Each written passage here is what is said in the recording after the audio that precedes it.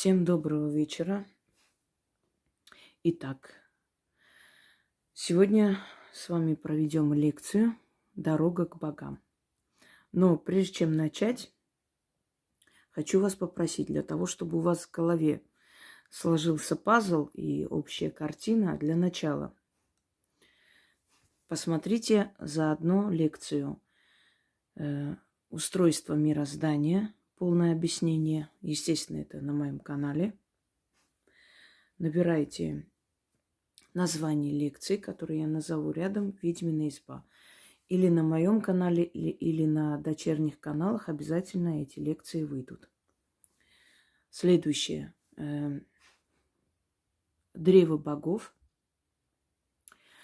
древо дьявола или дьяволическое древо, врата зла, плата за удачу, добро и зло. Пока достаточно. Хотя бы вот эти лекции просмотрите вместе с той, которую сейчас я записываю, для того, чтобы иметь общее представление. Если в чем-то что-то вы не поняли, то до вашего сознания это дойдет, если вы просмотрите вот эту серию лекций.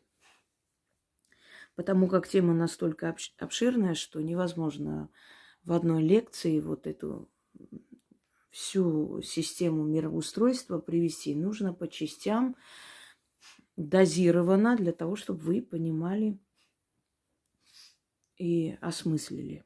Итак, боги. Хочу сказать сразу. Невозможно доказать наличие богов, существование богов, и невозможно опровергнуть существование богов. Ну, точно так же и высшего разума, и духов.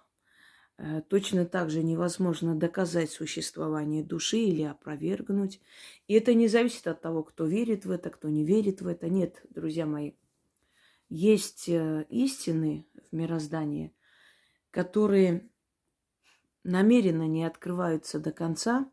Точнее, они открываются, но не всем, именно по той причине, чтобы оказаться в числе избранных. Знаете, избранность – это не обязательно, скажем так, стать богатым, знаменитым, хотя это тоже. Избранность еще означает, что кому-то дано это сознание познать, понять, а кому-то нет. Поэтому, если бы возможно было каждому человеку стать президентом или министром, то никто бы не работал на заводе. Согласитесь, никто бы не подметал дворы. То есть каждому свой уровень дан, и распределение ролей в этом мире очень разумно. Воинствующих народов меньше по численности, чтобы они не держали в войне весь мир. Более спокойных и, скажем так, уравновешенных в отношении навязывания своей воли народов больше, ибо они, прежде чем начинать это навязывание воли, они как-то сопоставляют за и против, они не идут на поводу своих чувств, эмоций и не начинают те конфликты, которые потом невозможно будет урегулировать обратно. То есть в мироздании, в мире все распределено правильно. Далее. Как возможно понять существование богов? Мы сейчас нацеленно говорим именно об этой теме, да? Мы не доказываем о том, то есть не доказываем то, что их не существует, потому что этого делать не нужно. Если кто-то не желает видеть эту истину, он не увидит в любом случае. Почему? Потому что ему это не дано. Ему это не раскрывается. Как говорил великий врач Ибн Сина или Авиценна, как его называли греки, если твой разум не дорос до определенных пониманий, это не говорит о том, что этого не существует. Это говорит о том, что ты еще не дорос для того, чтобы это понять. Доказать существование богов невозможно, но наблюдая за мирозданием, наблюдая за своей жизнью, за судьбой других людей, наблюдая, изучая биографии людей, которые оказывались в каких-то страшных ситуациях, ты понимаешь, что есть некая сила, как Жуков говорил, на войне атеистов не бывает, что есть некая сила, которая в какой-то определенный момент вмешивается в судьбу человека и просто приводит его к тому знаменателю, где он в итоге оказывается. Если вы будете внимательно наблюдать за своей жизнью, да и вспоминать некоторые моменты, вы поймете, что в вашей жизни были очень такие необычные ситуации, да, и Ее Величество случаи, когда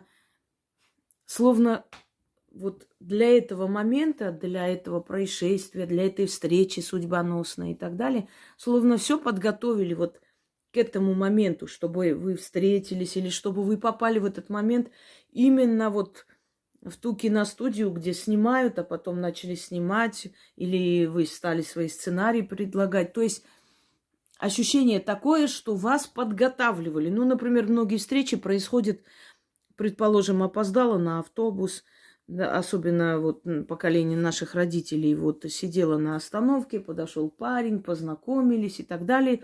И в итоге родились вы через некоторое время, когда они сыграли свадьбу или не сыграли, у кого какая судьба. То есть все обстоятельства складывались так, чтобы вы с этим человеком встретились или ваши родители встретились. Некто, кто-то разумный управлял этим моментом, управлял и привел этих людей и столкнул. Бывает, что моменты складываются не совсем хорошо, и когда человек сначала переживает, сначала убивается из-за того, что потерял там любовь, что расстались, что вот предал, ушел и так далее, и через некоторое время, когда получается новая встреча, то есть случается, извиняюсь, новая встреча, и человек счастлив, он начинает оглядываться назад, а еще может быть, что если у них там общие знакомые, или они живут в одном городе, или имеют возможность видеть друг друга, жизнь друг друга, ты задумываешься о том, насколько же было хорошо, что вы расстались. Потому что осознаешь, что если бы не было этого расставания, и не было бы этой женщины, которая увела его в сторону, то ты бы не встретила того самого настоящего мужчину, который должен был тебе встретиться, да, с которым ты счастлива. То есть, понимаете, вмешательство, предопределение это называйте, высший разум, сила космоса, мироздание, вселенной, боги.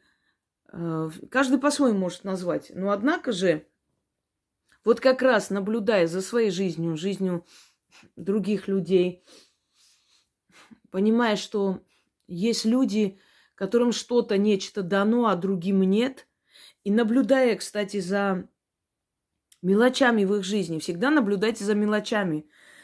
Самое великое в этом мире – мелочи. Мелочи, которые, например, происходят вот во время интервью с политиками, предположим. Вы наблюдайте за людьми удачливыми, сильными, за теми, за кем идут миллионы. Что в них такого? Внешность может быть такая, знаете, невзрачная, средненькая, не красавица, не особо прям. Но много красавцев нет уже на земле, спились или что-то еще случилось с ними, ушли, бесполезно жили, ушли. Ни их красота, ни осанка, ни рост, ничего не дали этому мирозданию. А вот есть такие не блещущие красотой, но умеющие вести собой людей. Наполеон-то был невысокого роста, да и вообще любого великого правителя возьми, особой красотой не отличался, но был острый ум. Например, Иван Грозный, когда его описывают историки, современники, иностранные, его называли русским императором. В молодости он был красив. Он был высокий, широкоплечий, красавец. Это басни и легенды о том, что он раньше времени постарел. Да, он постарел раньше времени, но это было практически перед смертью. То есть, а так он держал марку и до последнего держал марку. Когда, значит, открыли гробницу, гроб открыли Ивана Грозного, у него все зубы были на месте, а он умер все-таки не молодым человеком, понимаете? А тогда стоматология не достигала таких высот. Так вот, вот описывает Ивана Грозного. Значит, остроумный, широкоплечий, красивый скиф. Так его описывает. Очень острый язык, острый ум. Он действительно был талантлив. Его письма тому же Курбскому, например, когда тот убежал в Польшу и начал раскрывать очень много секретов, тайн, ну, как делают все предатели ради своей хорошей вольготной жизни, его ответ ему просто поражает остротой мысли, красотой вот таких, знаете ли, интеллектуальных, то есть таких уловок, богатый язык и умение подать вот то, что, то есть вот эта данность подачи своей мысли и прочее, великий был человек. Но были в его время красавцы еще и не те. То есть и красавцы, и с более легкой судьбой, правители, его современники. Мало кто чего-то добился. Та же самая Хюррем, которая не отличалась красотой, по мнению многих историков, была рыжая, конопатая, не особо-то и красавица на самом деле. Просто для фильма выбирают красивых актрис, потому что так положено, это эстетическое удовольствие. Знаете, 90% успеха фильма зависит от красоты актеров, от подбора красивых актеров. Могут быть, конечно, такие роли второстепенные и не самым таким, но в основном акцент делается на красивых актеров. Поэтому ее изображают красавицей, там, красивой, ухоженной женщиной. На самом деле она не была красива. Однако в истории она оставила свой след. Но обратите внимание на мелочи, еще раз говорю. Мелочи – это самая величайшая вещь, которую вам нужно знать. И жизнь состоит из мелочей собирается великое. Носят часы политики, видные, известные на правой руке.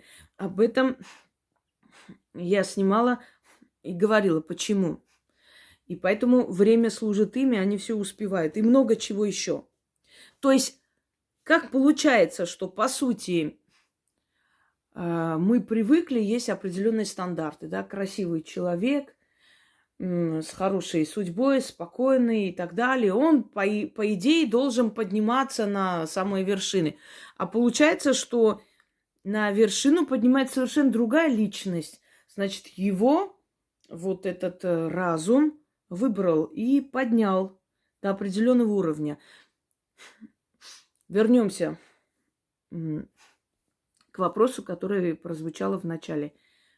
Невозможно доказать наличие богов или опровергнуть. Это невозможно. Но, наблюдая за мирозданием, за своей жизнью, за судьбой других людей, мы приходим к выводу, что теория о том, что боги есть, более вероятна, чем теория о том, что их нет. Далее. Мироздание. Мироздание не открывает свои секреты и тайны всем подряд. Она раскрывается тем, кому хочет открыться. Почему? Потому что это свобода. Тот, кто познал тайны мироздания, тот хотя бы, естественно, все тайны мироздания нереально познать за миллион жизней. И, по-моему, даже боги до конца их не познали. Но тем, кто познал тайны мироздания и узнал о богах, он свободен, им управлять больше невозможно, друзья мои. Нереально этим человеком больше управлять. Ты не сможешь этому человеку ничего внушить. Ты не сможешь этого человека обмануть. Ты не сможешь его повести в другую сторону. Знаете почему? Он узнал то, что не дано толпе. Его оттуда вытащили. И когда из толпы тебя вытаскивают, толпа старается тебя перетянуть обратно всеми нитками, всеми возможностями, способами и так далее. И если ты, знаете, борешься первое время, ты можешь себя отстоять, и они отстанут. Если ты слаб, вернешься назад, и больше тебя обратно сюда не позовут. Вот причина, по которой не каждому дано познать мироздание, мир богов. Вы можете лекции такие услышать миллион штук. Каждый день сидеть с утра до ночи, читать, смотреть. Знаете, такое смотрит да не видит, слышит да не внемлет, да? Вот происходит то же самое. Если человеку не дано, он может сказать, да ну, сказки, какая-то ерунда. Не дано этому человеку быть свободным. Его не выбрали. Поэтому ему это не открывается. Он не может понять. Он это принимает, по-моему, кто-то из великих сказал, извиняюсь, сейчас не могу вспомнить, сказал, человек над чем смеется, тем, то есть посмотри, над чем он смеется, и ты поймешь, кто он есть. Смеется над патриотизмом, значит, будущий предатель. Смеется над науками, значит, невежда. Смеется над богами, значит, раб, которому суждено в этой тьме прозябать всю свою жизнь. Понимаете? Ищи хлебать локтями. Все. С ним говорить не о чем.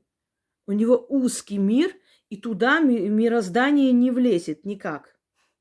Мы более, чем просто тело. Мы больше, чем просто мясо и кости. Мы больше нечто, понимаете? Внутри нас мы это тело приобретаем для того, чтобы жить, ходить, потому что наш мир не предназначен для жизни душ. Души здесь не могут строить, не могут держать собак, кошек. Их могут строить, держать собак, кошек и так далее люди, то есть человеки, то есть те, которые в теле живут. Те самые души только в телесной оболочке. Пока тело тебе не дали, ты здесь не можешь материализовать все свои желания, чаяния, мечты и так далее. Вот о чем речь. Но как только тело уходит, вот кто был между жизнью и смертью, у кого был обморок. Примерно он похож очень. Вот вы отключаетесь, и для вас уже материального мира не существует. Его нет. Вот точно так же и смерть. То есть человек боится, некоторые говорят, я очень боюсь после смерти под землей оказаться, как представлю. Друзья мои, вы это не почувствуете. Вот это, вот как вам объяснить? Это все равно как, ну, например, где-нибудь в лесу дерево упало вот в данный момент. Наверняка где-то дерево падает, где-то это дерево срубили, где-то она сама упала от старости. Вот в данный момент, пока мы говорим, в этом мире миллион деревьев упали. Мы это поняли, ощутили, почувствовали, увидели? Нет. Вот то же самое происходит с вашим телом, когда вы умираете. Куда она делась, это тело? Вы не понимаете, не видите, не чувствуете, и вам от этого ни жарко, ни холодно, ни страшно, ни больно. Нету. Все. Этой информации у вас нет. Это где-то там происходит, и вы не являетесь свидетелем того, где он сейчас, это тело. Оно там не видит, не слышит. Вы стали душой, все, вы ушли. Ушли в то самое мироздание, откуда вас привели. Так вот, у каждого свое мироздание. Это даже не зависит от того, насколько человек образован. Есть очень образованные невежды. Есть неграмотные, но очень мудрые люди. Дело в том, что образование и грамотность – это разные вещи. Понимаете? Можно быть неграмотным, но очень образованным человеком. То есть образоваться. Человек сам себя образовывает, сам себя. Да, нам родители дают воспитание, школа, университет. У каждого там свое. Кто-то продолжил, кто-то нет, кто-то пошел по ТУ, бросил и все такое. Но никто же не мешает тебе читать книги. Сейчас уже в нашем веке смотреть фильмы, говорить с умными людьми, образовывать себя. Ты образованный человек. И даже если ты таксист, ты можешь поспорить с профессором. потому что ты образован. А он всего лишь книжная крыса, который просто читает, читает, читает все подряд. И как-то, знаете, наполняет голову чем попало. Вот как холодильник откроешь, а там икра, а там и пиво, а там и водка, а там и жир, и сало, и все на свете запихнуто туда, и все, что вкусно, все невкусно, все, что гниет, и все, что надо уже выкинуть, все внутри этого холодильника. Это вот тот самый разум, который все вбирает, не разбирая ничего. А есть книжные черви, так называемые. Они берут то самое, которое им надо. То есть они лишние не допускают. Вот они не пойдут читать все подряд, лишь бы вот прочитать там эти вот романы домохозяек. Маша любила Витю, Витя любил еще кого-то. Там, не знаю, это поехали туда, те поехали сюда. То есть вот эти вот низкосортные, дешевые, вот эти кухонные романы он читать не станет. Он прочитает то, что ему нужно. Например, как там, не знаю, строительство дома, ремонт, как делается, из каких материалов, как лучше сделать, как меньше заплатить, но хорошее купить и так далее. Это книжные черви называются. То есть это люди, которые из книг, и не только из книг вообще, сейчас уже можно применить и к фильмам, и к информации любой. Они оттуда выбирают то, что им надо. Не все подряд. Им не все равно, что, чем они заполняют голову. Так вот, вот смотрите, мироздание. Вот для дерева, да, раз уж про дерево сказали, вот рубят дерево. Для дерева мы являемся, наверное, вот этой вершиной мироздания, потому что, когда мы рубим это дерево, для дерева мы вершители его судьбы. Дерево вот так понимает мироздание. Дальше дерево не мыслит. Чуть больше, чуть более, скажем так, ну, я понимаю, что дерево чувствует внутренним вот этим чутьем, что это тоже живая материя и все прочее. Влага тянет и так. Я не об этом говорю, насколько он разумен. Но для его понимания дерева, мироздание и вершители его судьбы – это мы, это человек. Остальные его не трогают, остальные ему не причиняют боль. Ну, может ветер его свалить, это естественный процесс природы. Но когда вмешивается грубое вмешательство, это человек. Дальше. Животные. Вот для наших животных мы их мироздание. Вот мы существуем, мы их любим или не любим, по-разному относимся. Он так и воспринимает мироздание. Либо милостивое, милосердное, либо злое и жестокое мироздание. То есть в зависимости от того, как человек себя ведет с ними. Тоже ограничиваемся этим. Да, они видят мир духов, они видят то, что нам не дано, но они не понимают, что это живое или мертвое. Для них это все одно. То есть вот для них мироздание, вот все, что вокруг них они видят, ощущают, это их мироздание. Человек чуть выше понимает мироздание. То есть его ощущение человека мироздания называют еще горизонтальным. То есть он смотрит вот во все стороны, горизонт. У него открывается горизонт. Вот этот горизонт знаний, когда говорят, да, горизонт науки. То есть это бесконечность. Он может изучать, смотреть бесконечно. У него нет ограничений, в отличие от других существ. Для него мироздание и то самое дерево, и та самая собака, которая у него дома, и его судьба, и его жизнь, его мысли. Он думает о том, кто выше него существует, есть ли другие расы, откуда они приходят, что происходит в мире, есть ли те, которые его судьбой распоряжаются, есть ли те, которые вмешиваются, а кто-нибудь меня слышит в этом мире, если я буду обращаться куда-либо, а вдруг мне станет плохо. Он думает обо всем, он думает о завтрашнем дне, если ему будет плохо, а вдруг родится ребенок, не родится и так далее. То есть его мироздание, мироощущение более широкое. Однако не каждому человеку открывается тайна мироздания. Еще раз говорю, почему? Потому что тот, который познал мироздание, который понял, что эти силы существуют, что по всем наблюдениям, по всем там параметрам то есть версия о том, что их существует, более правдоподобна, чем версия о том, что их нет, конечно, он уже задумывается над тем, а как они выглядят, кто они, кто им, то есть оттуда, через кого они передают то, что нужно, а как о них узнать больше. И еще раз вам подчеркну, человек, который понял мироздание, вот вам в школе, когда вы учились, да, приходили, зубрили, наизусть выучили всю ночь, там из-под этой дубинки, там все слезы, плач, учи сейчас же, вот вы вызубрили. И пришли, и все забыли. Возле доски вас позвали, вы стоите и плачете. И учитель говорит, что такое? Ну, честное слово, я всю ночь учил, ну, правда, ну, честно, я верю, что ты учил. А знаешь, почему ты не помнишь ничего? Потому что ты ничего, ну, ты не понял. Ты просто наизусть выучил, вот и все. А наизусть, когда учишь, она улетучивается, это не твое. Мозг твой держит сейчас вот так вот когтями. Вспомните, сколько стихов мы учили в школе. Хоть один сейчас вспомните? Нет, потому что в тот момент мозг настроен запомнить. Он запомнил, сдал оценку, все, расслабился, выкинул в дальний чулан мозга. Может быть, где-нибудь вылезет. Знаете, когда вылазит? Во время бреда, во время температуры высокой выходит вот то, все песни какие-то, стихи, которые в детстве учили.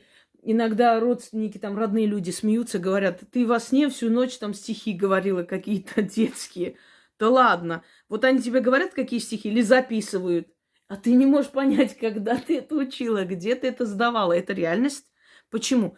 Ну, все, что мозг впитывает, он нигде, то есть не выкидывает. Это все остается в чуланах, вот подсознании мозга. Я помню, у нас в классе был двоечник, очень хороший парень, между прочим. Вот двоечники, они очень сердобольные. Отличники были более такие себе на уме, знаете ли, ходили там вот пальцы веером. А двоечники самые такие добродушные были дети. Ну, не любили учиться, лентяи, но они не говорится, что это плохие дети. Вот Давид как-то услышал, когда наша учительница сказала, что дети, вот если человек, ну, прочитает там огромное количество книг, несколько миллионов, то у него может случиться сумасшествие, потому что мозг, человеческий мозг ограничен, имеет определенные ограничения именно в чтении. Изучать вы можете сколько угодно, но вот если слишком много читать и прессовать эту информацию, человек может двинуться умом. Я помню, что Давид сказал, вот теперь понятно, почему я не люблю читать, я просто это переживаю. На что был ответ, ты можешь не переживать, тебе это не грозит, точно не грозит. Но я это запомнила, что, оказывается, человеческий мозг имеет определенные ограничения. С одной стороны, мы используем только 2-3% нашего мозга. Доказано уже учеными, что самые умные люди, начитанные и так далее, могут пользоваться 6-8%. Академики, гении 10-11%. Все. То есть это считается, что ограничена та часть нашего мозга, которая нам открыта. Вся остальная часть подсознания, она закрыта от нас, и мы не можем это, то есть понять, почему. Внутри нас есть некая сила и есть определенные такие непонятно откуда взятые знания, которые мы применяем в момент опасности, в экстренных случаях.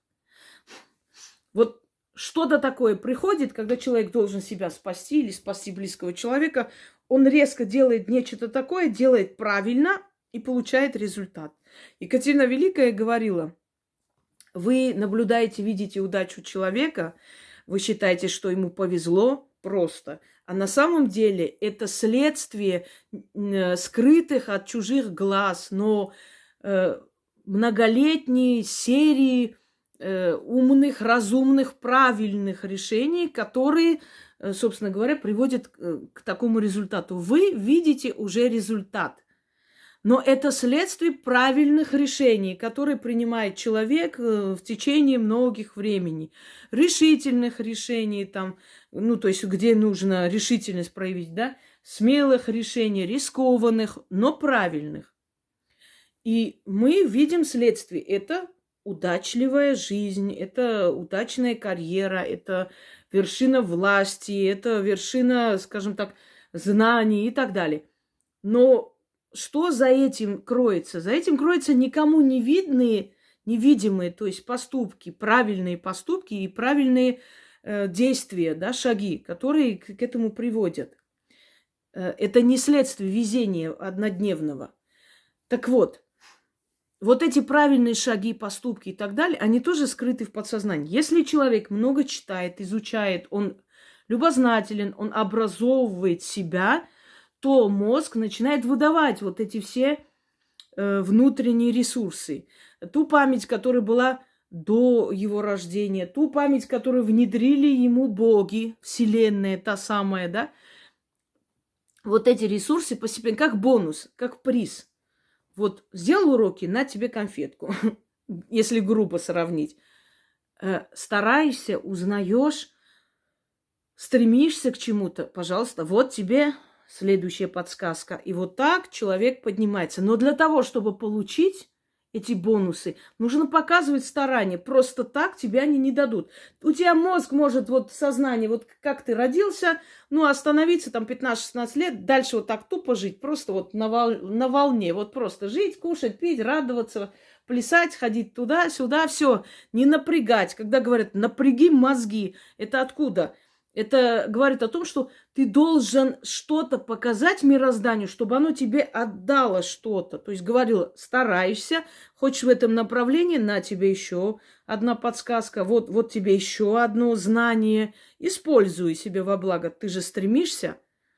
Вот о чем речь. То есть вот, пап, я хочу машину, а ты мне сначала докажи, что ты можешь хорошо водить машину, что ты не будешь пить, что ты будешь вести достойный образ жизни, чтобы я знал, кому я доверю руль.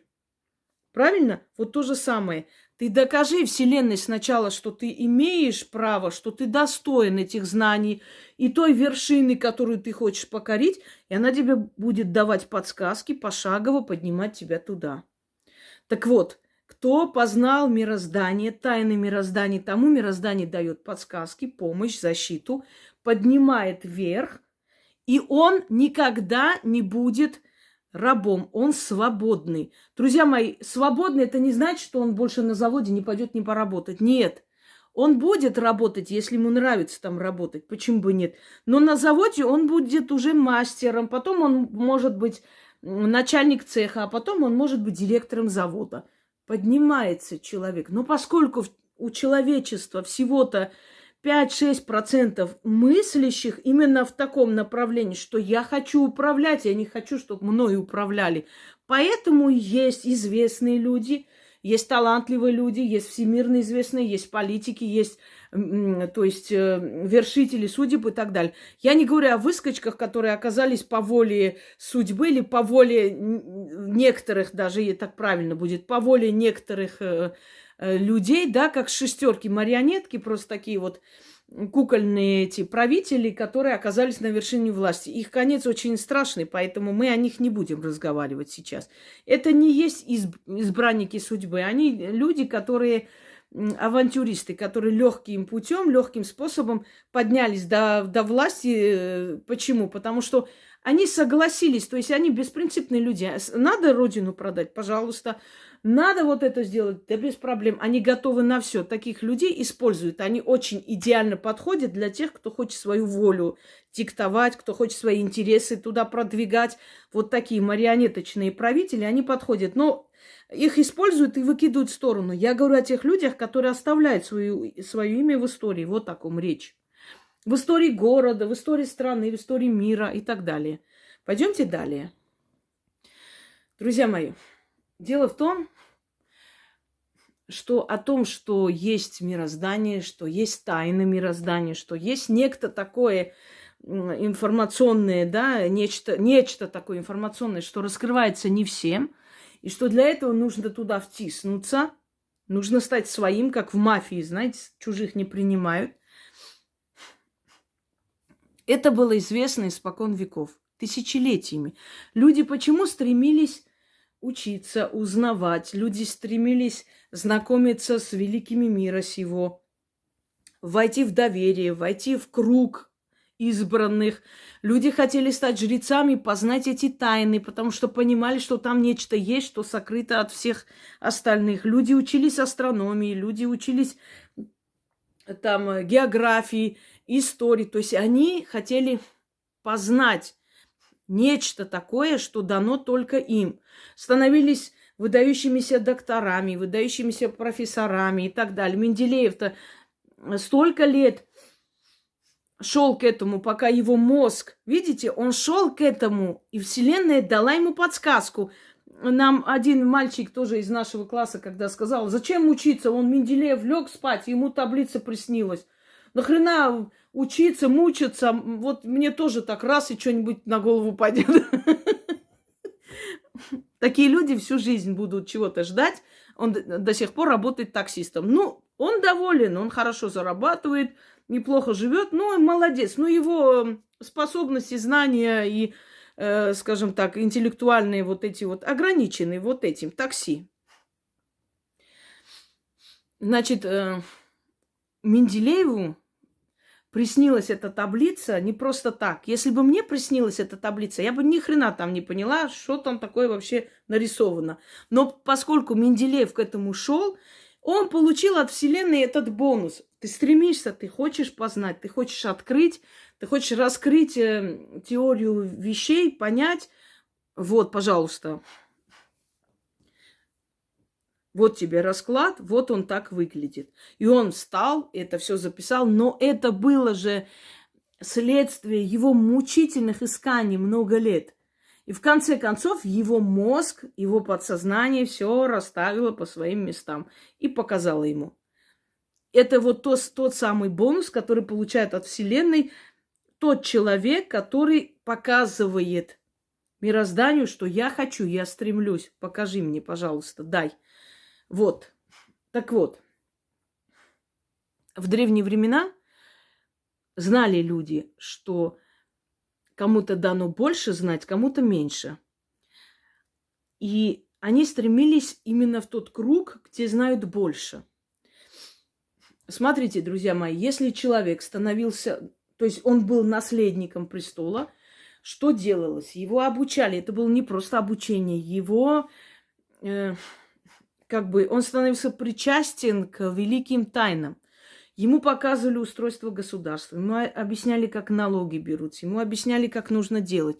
Ему показывали, как себя правильно вести с врагами и с друзьями. Помните фильм «Клеопатра», когда Цезарь обучает своего сына Цезариона, как нужно приветствовать, когда идут поверженные враги? Ты там должен поднять руку и говорить: «Цезарь милует вас». А что нужно делать, когда враг опасен для тебя? Нужно говорить: ты не заслуживаешь прощения, и надо его казнить. А если есть враг, который не представляет опасности для тебя, что надо говорить? Нужно говорить: я милую тебя.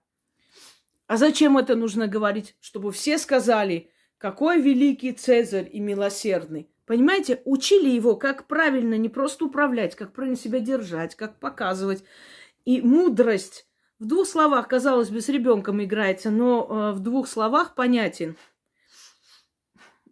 Покажи себя милосердным, но милуй того, кто тебе не опасен. Потому что потом ты пожалеешь. От бесхарактерности, бесхребетности, слабости правителя страдает империя, страна. Страдаем мы все, будем страдать, если будет бесхарактерный правитель. Понимаете? И перенесет какой-то конфликт на нашу территорию. Вот мы будем тогда страдать. О чем я хочу вам сказать и объяснить, что настоящий правитель, он всегда держит свой народ, свою страну подальше от этого всего. Что происходит за пределы страны? Понимаете? Вот целое искусство управления. И в мире политиков в данный момент тоже вы не думаете, что всех подряд принимают, всех этих шестерок, которые вчера поставили президентами. Они там вот прям обнимают и рассказывают все, чем они занимаются. Нет. У них есть свой круг, они знают, что друг друга... Они могут при нас хаять друг друга, выступать друг против друга, говорить там, не знаю, и угрозы кидать. А на самом деле это игра. Игра для нас. Для нас, толпы. ну, если так назвать, черни, хорошо, вот темной толпы. Но разумные это понимают. Вот почему я говорю, что если вы познаете мироздание, вы понимаете вот эту вот закулисную игру во всем, и в политике, и в кино, и в жизни, и вообще. И вы понимаете, что на самом деле совершенно не так происходит, как нам объясняют и показывают. И вы от этого всего свободны. Вот все в панике бегут покупать гречку, а ты знаешь, что это специально сделано для того, чтобы весь залежалый товар продать. Понимаете? Вот все бегут там куда-то на митинги, а ты понимаешь, что это делается специально, чтобы выявить всех, кто против. И знать поименно, и следить за ними. И поэтому ты туда не пойдешь, потому что ты умный. Умный – это толпа, а ты кто? Ты личность. Ты знаешь мироздание, ты знаешь, как устроено все. Вот это, то, это. Вот это так устроено. Сейчас вот так делают. Друзья мои, почему часто, когда я о чем-то говорю, да, не всегда, например, люди сразу вникают, понимают. Не потому, что я говорю на непонятном языке, как там сон, не сновидение. Нет. Потому что люди, они привыкли жить вот этим общественным мозгом. Все бегут, и я побежала. Сахара не будет, и я сказала, что не будет. Боже мой, надо купить 40 килограмм, дома поставить. Все побежали за гречкой, и я бегу. Все испугались паники, и я в панике. Я помню, когда начались некоторые события, сейчас не буду говорить, все раскупили всю бытовую технику просто. Эти полки были пустые. На следующий день все это принесли, снова поставили. Потому что в складах полно. Почему? Кто-то слух пустил, что больше ни телефонов, ни ноутбуков, вообще ничего не будет. И все побежали одним махом. Все, кто, сколько у них было сбережений, купили. Некоторые купили по 5 компьютеров. Понимаете? Дома лежат. Пытаются продать. Почему? Мозга нет. Да, они не бедные люди. 5 компьютеров, знаешь ли, у тебя это не копейки. Есть деньги, есть возможность. У кого-то есть хорошая должность, есть сбережения, есть имущество. Все есть. Однако нету связи со Вселенной. Поэтому они будут жить мозгом толпы, не своим. А я думаю, ну, если так хорошо поразмыслить, ну как такое может быть? Бытовая техника, она все время производится. Производителю выгодно продать. Он же не для себя это сделал. Ой, они сказали никогда больше в жизни. Послушайте, они сказали то, что надо было говорить в этот момент. Но это ни о чем не говорит. Что значит они... Понимаете, о чем я говорю? Если ты понимаешь Вселенную, если ты понимаешь закулисные игры, тебе дает Вселенная эти подсказки, и ты никогда не будешь поддаваться ни этой панике, ни этому страху, ни этому ужасу. Ты будешь жить своим мозгом, и ты всегда будешь побеждать, потому что ты руководствуешься разумом, высшим я, а они руководствуются инстинктами и с ограниченными способностями мозга. Вот и все. Вот поэтому, чтобы меньше было тех, которые свободны, и больше было несвободных, которыми можно управлять. Что делали издревле для того, чтобы отвлечь людей от познания Вселенной? Откройте, пожалуйста, мою тему, да, Гаввах, для начала, чтобы понять, что это такое вообще. Почему собирают эту дань болью? Это первое. Второе. Смотрите, вот вы когда проезжаете в Москве, Кремль, там рядом улица Моросейка и так далее. Одним словом, вокруг Кремля все эти районы. Часто там плохая связь, глушат связь. Вот когда особенно проезжают наши небожители, патриарх, депутат, еще кто-нибудь, там очень тяжело дозвониться. Все время тупит навигатор и так далее. Почему? Там стоят глушители, глушат связь. Ну, мало ли, да, это как в целях безопасности, чтобы никто не мог там кому-то позвонить, о чем-то предупредить или уловить их разговор в этот момент. Может, они в телефоне разговаривают, то есть в машине сидят, разговаривают по телефону, чтобы никто не мог уловить это все. Так вот, стоят глушители и глушат связь. Вот такие глушители создали сильные мира сего, правители мира сего, для того, чтобы только избранные могли получить избранные знания и подниматься. Сейчас скажут, вот вы говорите, а вот люди могут развиваться, пойти вперед, а сами говорите, не дают. Видите, мы же не просто говорим, государство не дает. Нет, это естественный отбор. Если ты дома сидишь, читаешь, изучаешь, если ты изучаешь какие-то навыки, какие-то, то есть, как бы сказать, профессии получаешь, ведь тебе никто не может это запретить, правда? Тебе же никто не может запретить быть хорошим строителем, быть хорошим кулинаром. Тебе никто не может запретить быть хорошим ведущим, актером хорошим быть. Тебе никто не может запретить быть писателем, если тебе дано, и ты пишешь и пишешь. Как один писатель сказал, если ты писатель, или ты хочешь понять, писатель ты или нет, утром, когда встаешь, когда люди думают о том пойти поесть, ты должен думать о том, что я хочу писать. Вот ты тогда писатель. Но он грубо выразился, практически мысль та же самая. Это естественный отбор. Они знали, что прорвутся через эту толпу самые лучшие. Фильтрация это. Если всем дать возможность стать профессорами, кто будет работать на заводе? Но тот, который хочет стать профессором, ему никто не помешает им стать. Понимаете, о чем речь? Что зависит от тебя. Это твой выбор. Выбор. Легче жить мозгами толпы. Все плачут, и я плачу. Все побежали, и я побежала. Это легче, нет ответственности за свою жизнь. Вот ты пошел на завод, поработал, получил зарплату, все. Ты не думаешь ни о бухгалтерии, ни о налогах. Если там на заводе что-то не то сделают, они сами будут расплачиваться, их будут проверять. Ты-то что, простой рабочий. Дальше не стремишься, можно быть рабочим 20 лет, 30 лет, хорошо.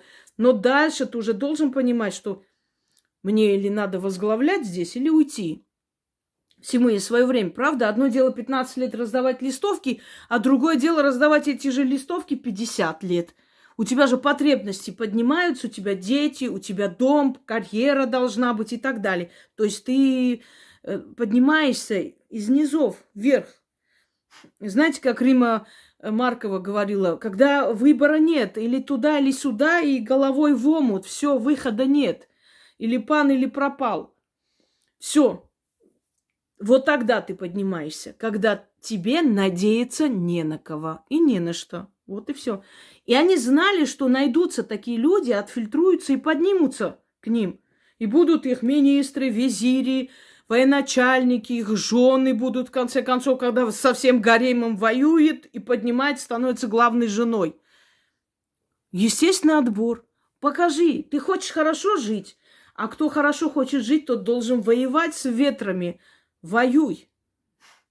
Знаете, мне понравилась такая... Хорошо, об этом я потом приведу в пример.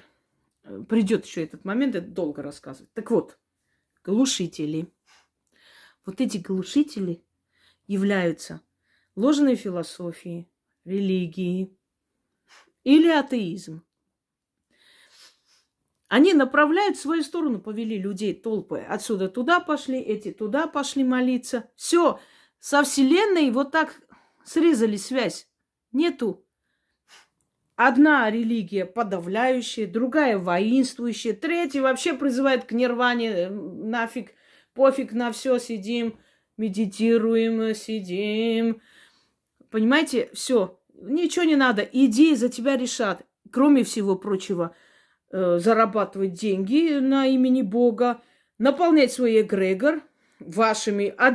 Одна религия страдальческая эгрегор, другая религия воинствующая эгрегор, третья религия пофигистический эгрегор и так далее.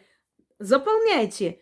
Зарабатывать дайте им денег, содержите это бесконечную братью всех священников, мулла, там монахи буддийские, ну кого хочешь, их полно.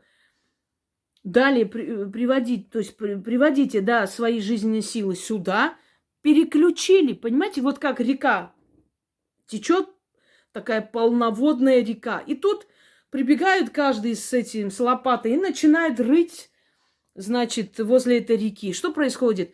Ну вот один ручеек туда пошел, другой ручеек сюда пошел, третий сюда, еще дальше, и вот без конца, и река спускается, остается что или болотистое там становится полностью, или высыхает, или течет, ну, еле-еле.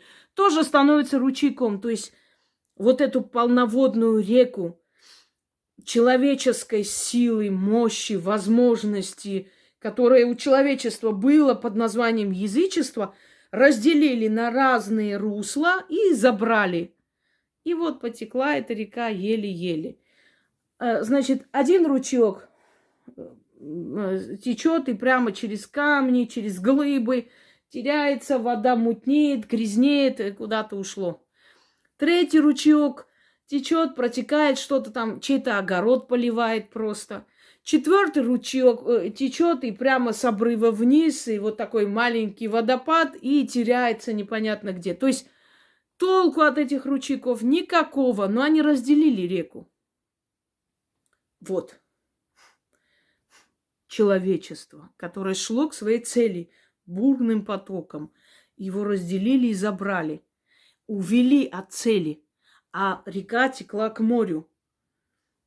Увели от цели. Все, нету. Море, то самое познание, знание, мироздание, боги, высший разум унесли. Унесли в разные стороны, отвлекли, забрали, украли все. Использовали каждый свой огород. Забрал этот ручеек. А морю ничего не осталось. Море не наполняется, оно стоит как болото. Смотрите, дальше. Это энергия, познание, сила человечества, которая текла в одном направлении. Потому что у всех народов были боги. Они уважали этих богов и знали, что у тебя свой бог, у меня свой бог. Мы друг друга не должны убивать из-за того, что ты так молишься. А я вот иду к Венере, а ты идешь к Афродите, а ты поклоняешься Фортуне. Мы не имеем права друг друга убивать из-за этого. А сейчас можем сказать так же? Нет, не можем. Дальше. Заглушили эту связь. Получилось, что остались только те, кто все-таки с этой рекой течет дальше. Однако их мало. Их, конечно же, меньше. И протекает, доходит до моря, до океана и впадает туда. Вот это те самые люди, которые все-таки познали Вселенную, которым дано познать, которых это течение повело и показало вот это море знаний. Знаете, это понятие море знаний, когда говорят, это тоже не просто так. Это все в нашем подсознании, в наших архетипах, в наших архипамяти в нашей. Это все осталось. Первоначальная память. Так что религии, они просто зарабатывание денег и забирание вашей энергии на себя. Они не дают вам познать мироздание. Почему? А потому что ограничено. Вот эта книга от сих до сих читаешь и живешь так, как здесь сказано. Больше не хоти ничего. А почему вот так случилось? А почему, например, мы говорим, вот Иисус умер ради нас, там, мы должны ему поклоняться, благодарить. А человек, который спасал людей и умер, а он почему? Что? А почему он такой же не святой? Почему те, которые бесполезно пошли львам на корм и без одного, знаете, звука согласились на заклание идти, они святые, а человек зашел из огня, спас детей, сам сгорел. А чем его жертва не подходит? То здесь из-за боженьки, а там просто людей спасал. Так здесь вообще бесполезная жертва. Он пошел просто львам на корм. Я бы, например, в последний момент, поняв, что меня львам на корм бросают, у них был выбор, им говорили, отрекитесь от этого всего, это вам не нужно. Они назвали христианство, римляне, вообще очень вредоносная секта, так назвали. Отрекитесь. Я бы сказала, Бог, который меня не спасает, мне не нужен. Не хочу я туда. И я бы не пошла. А они пошли. То есть они бесполезно пошли. Корм, их убили. Да, жалко людей, но толку от их жертвы никакой. А здесь человек спас детей, и у этих детей будут свои дети, у тех детей свои внуки, правнуки. Он дал начало многим родам. А его жертва не считается таким великим. Потому что, какой толк? Ты-то не из-за боженьки. На тебя-то не заработаешь. На тебя-то праздник не создашь. Там день мучеников, правильно? А здесь можно. А эти люди, сколько бабок принесли нам тысячелетиями. Понимаете, это грубо, но это так. Бесполезная жертва считается величайшим, не знаю, величайшей нужной формой жизни. А здесь человек умер, спасая детей. Не считается нужным его помнить, благословить, потому что он просто детей спас чьих-то и всего лишь.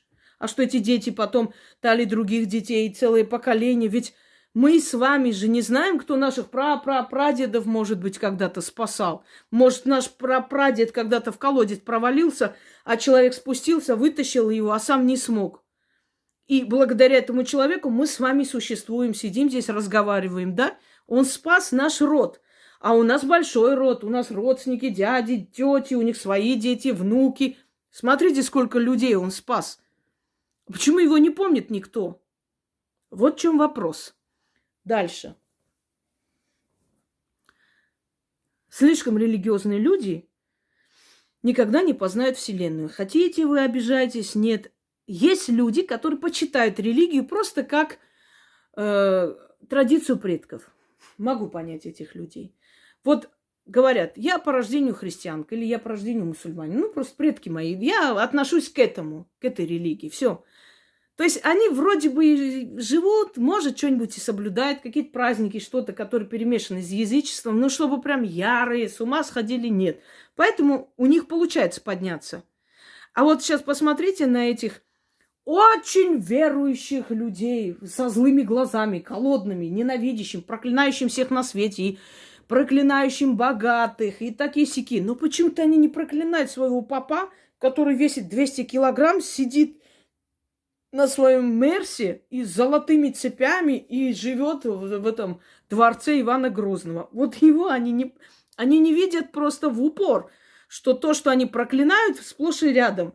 Вот этот поп, он не предан этой вере. Он туда пришел зарабатывать бабки. То есть он душой не прилип, он не живет по законам этой веры. Поэтому ему дают возможность больше зарабатывать и больше себе забирать.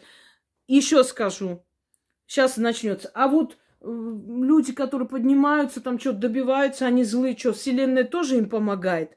У Вселенной есть несколько составляющих. И злая сторона Вселенной в том числе есть. И об этом я вам говорила. Это называется врата зла. Помните? Откройте Гавах, посмотрите, и все станет на свои места. Да, им тоже подсказывает Вселенная, только у них совсем другая участь, чем у тех людей, которые строят свою жизнь, свои мысли, вообще себя на более добрых началах, достойных началах, так бы сказала. Потому что добро, зло – это немножко понятие такое, знаете, расплывчатые, там очень неясные границы, где добро начинается, где зло заканчивается. Итак, что такое, значит, религия? Те самые глушители, которые дальше не пускают. Кто вырвался оттуда, пошел дальше. Кто нет, значит, остался на этом уровне. Они, как вам сказать, вот эти вот заменители вселенского разума, суррогаты, да, подделки. Вот ты хочешь ко Вселенной, ты хочешь к богам, ты хочешь знать мудрость, вот тебе книга, читай, вот тебе каноны, законы соблюдай, и ты будешь наедине со Вселенным, с Богом, и все у тебя будет хорошо. Это суррогаты. То есть заменительный, настолько он очень так искусно сделанный, что иногда не отличаешь. Это как все равно, как Шанель, который стоит 10 тысяч, и Шанель, который стоит 200 рублей. Да, вроде прямо одинаковые. Однако тот, который стоит 10 тысяч, настоящий. И запах остается, аромат остается несколько дней, а иногда и бывает месяцами. Стираешь кофту, все равно этот запах идет. А вот суррогат, он через полчаса улетучивается. Все, и толку от него никакого. Вот в чем разница. Но еще и может быть вреден, потому что там всякие примеси химические, которые могут очень сильно повлиять. Некоторые из-за этих суррогатных духов начинают зарабатывать астму. Давайте дальше. И противоположность религии. Атеизм. Атеизм делится на два вида. Есть материальный атеизм.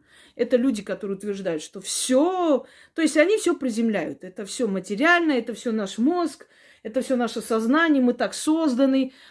все знания, таланты там и все такое. Наша жизнь, мы хорошо зарабатываем, потому что мы много работаем, а не потому что там какие-то боги нас благословили или мы попросили. Мы вот поем, потому что нам это дано, а не потому что там откуда-то это пришло и так далее. Материальный атеизм, но он ничем не объясняется, просто есть люди, которые, ну, сейчас не буду произносить это слово, да, тупо все вот так отрезают. Нет, это просто вот все материально, ничего не существует, и души нет, и богов нет, и ничего нет. Это все ерунда, которую придумали люди, потому что им было скучно. Материальный атеизм. Почему я разделяю вот эти все понятия? Потому что именно вот эти направления, вот эти глушители, они ведут за собой людей. Людей, которые не умеют и не хотят мыслить. Они не хотят взять ответственность за свою жизнь на себя. А те люди, которые избраны богами, которым боги стучатся в двери и приходят, это только те люди, которые показали и доказали, что могут отвечать за свою жизнь. Боги сначала присматриваются к человеку, а потом его ведут туда, где он может подняться. Запомните. А здесь не надо им присматриваться. Ты вор, грабитель, убийца, кем бы ты ни был, пришел, покаялся, денежки принес. Все. Помните индульгенцию, которая стоила убийство, там стоит столько-то рублей? Это вот так церковь обогащалась веками. Да вообще любая религия. То есть там принимают всех. Заслуживаешь ты этого или нет. И это очень хорошо маскируется под милосердие. Вот мы хорошие, мы милосердные. К нам может любая тварь прийти, и мы его примем, и он достоин, чтобы его любили. Он тоже хороший, он Божие там создание, он имеет право на прощение. Видите, как хитро. Просто хитрая уловка. То есть, если боги говорят, ты проливаешь невинную кровь, и пока ты не искупишь свою вину добрыми поступками много лет, и мы не посмотрим, что ты достоин, чтобы мы тебя простили, мы тебе никакие блага не дадим. А религия говорит, кем бы ты ни был, приходи, мы тебя примем. Мы всех примем, мы хорошие, мы добрые. То есть здесь ты получаешь вот эти вот не блага, а, знаете, самооценку твою повышает незаслуженно. Только потому, что ты принял. Посмотрите, например, вот есть разные сайты, да? Вот, бывший там убийца принял ислам. Ой, молодец, какой хороший. Бывшая проститутка приняла христианство. Ой, какая она умница, какая хорошая. То есть человек, как правило, почему такие порочные люди туда идут? Для того, чтобы чувствовать себя людьми незаслуженно, не делая. Никогда не верьте, что они в душе поменялись. Ну, 1 на миллион, если может быть. Убийцу ловят, он сразу в тюрьме что начинает? Иконы рисовать. Он святой человек. А у него такое досье, что вот никому не пожелаешь, волосы дыбом. Это желание, вот он изгой общества, а там он свой, он брат, он хороший, он принял. Он никаких заслуг не имеет ни перед человечеством, ни перед тем самым Богом, к которому пришел. Но его уже любят, уже говорят, что он хороший человек, он достойный, только потому, что он принял эту религию. Понимаете? Вот почему эгрегор наполняется вот этой подлинной энергией, но никак не заслуженно. А здесь тебе говорят, заслужи, заслужи. И тогда мы тебе поможем, ты поднимешься. Заслужи, пройди испытание, посмотрим, ты заслуживаешь. Здесь надо отвечать за себя, брать на себя ответственность за свою судьбу. А каждый ли способен и хочет? Нет. Легче же пойти туда, надеть платочек, и все твои шалости молодости забыты. И все то, что там разрушало чужие семьи, не знаю, грабила, обманывала, писала доносы, забыты. Ты же к Боженьке пришел, ты святой человек. Вот, капкан. Иди, мы тебя любого примем. А здесь говорят, любого не принимаем, постарайся, мы посмотрим, если ты заслуживаешь, тогда мы тебе дадим эти блага. Пока не заслужил, не подходи. Вот и все. Теперь, атеизм материальный, да? Все материально, ничего божественного нет, ничего сверхъестественного не существует, все материально, тоже капкан. И они ведут за собой людей таких же. Сказали тебе, ничего нету божественного, ничего нет сверхъестественного. Значит, ты не стремишься дальше это открывать. Значит, Вселенная для тебя не открыта. Следовательно, ты всю жизнь будешь идти за кем-либо, но ты самостоятельным не будешь, и ты свое имя в истории не оставишь. И атеизм значит, природный называется. То есть все объясняется природными явлениями. Это природа. Сейчас вернемся мы к явлениям природы. Что, как, откуда. Это природа. Боги здесь никакого отношения не имеют. Это все природные явления. И дождь, и гром, и облака, и ветер. И все на свете нет никакого. То есть божественного следа там искать не надо. Не надо искать след судьбы ни в чем, ни в каких проявлениях. Все природное. Природа сам Бог, природа создает. Эти люди сторонники эволюции, хотя тот самый Дарвин, который написал и стал, да, основоположником дарвинизма, он потом перед смертью так пожалел, что просил и умолялся его книги найти и сжечь. Однако, если ты запустил что-то, это уже живет своей жизнью. И, естественно, дарвинизм дошел до нас. И понятное дело, что в странах, где был научный атеизм, то есть научно доказать то, что ты не видишь и не знаешь. Представляете абсурд? Научный атеизм в этих странах. Просто понимаете как? Вот человечество, оно всегда с крайности на крайность. То есть религия, опиум для народа, считал Ленин, отчасти я с ним согласна, да, затуманивает мозг и вообще вот, вводит за собой. А с другой стороны, атеизм научный, наукой доказать, что Бога нет, это смешно. Доказать как? Вот я не вижу что-то в воздухе, но я не могу доказать, что в воздухе ничего нет.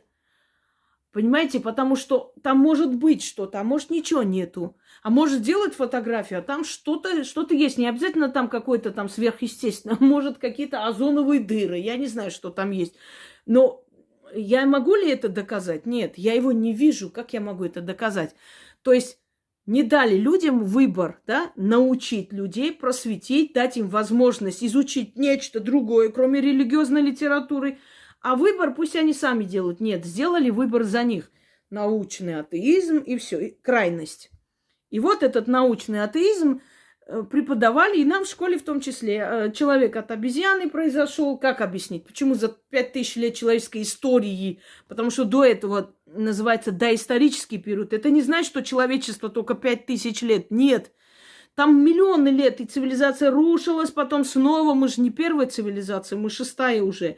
Но, друзья мои, да, очень страшно представить, что там много миллионов лет назад и были бары, рестораны и все прочее, и все это разрушилось, и человечество начало с нуля. Откройте, пожалуйста, посмотрите мою лекцию, как гибли цивилизации. Я на все темы уже открыла, то есть давно уже провела лекции, поэтому можете посмотреть. Так вот, 5000 лет – это со времен первых, когда были созданы первые письмена и зачатки государств. Первые, самые древние вот междуречия, аккадо-шумерская цивилизация, потом Вавилон, дальше Египет, дальше идет Урарту и так далее. То есть вот начало, колыбель цивилизации – это междуречие.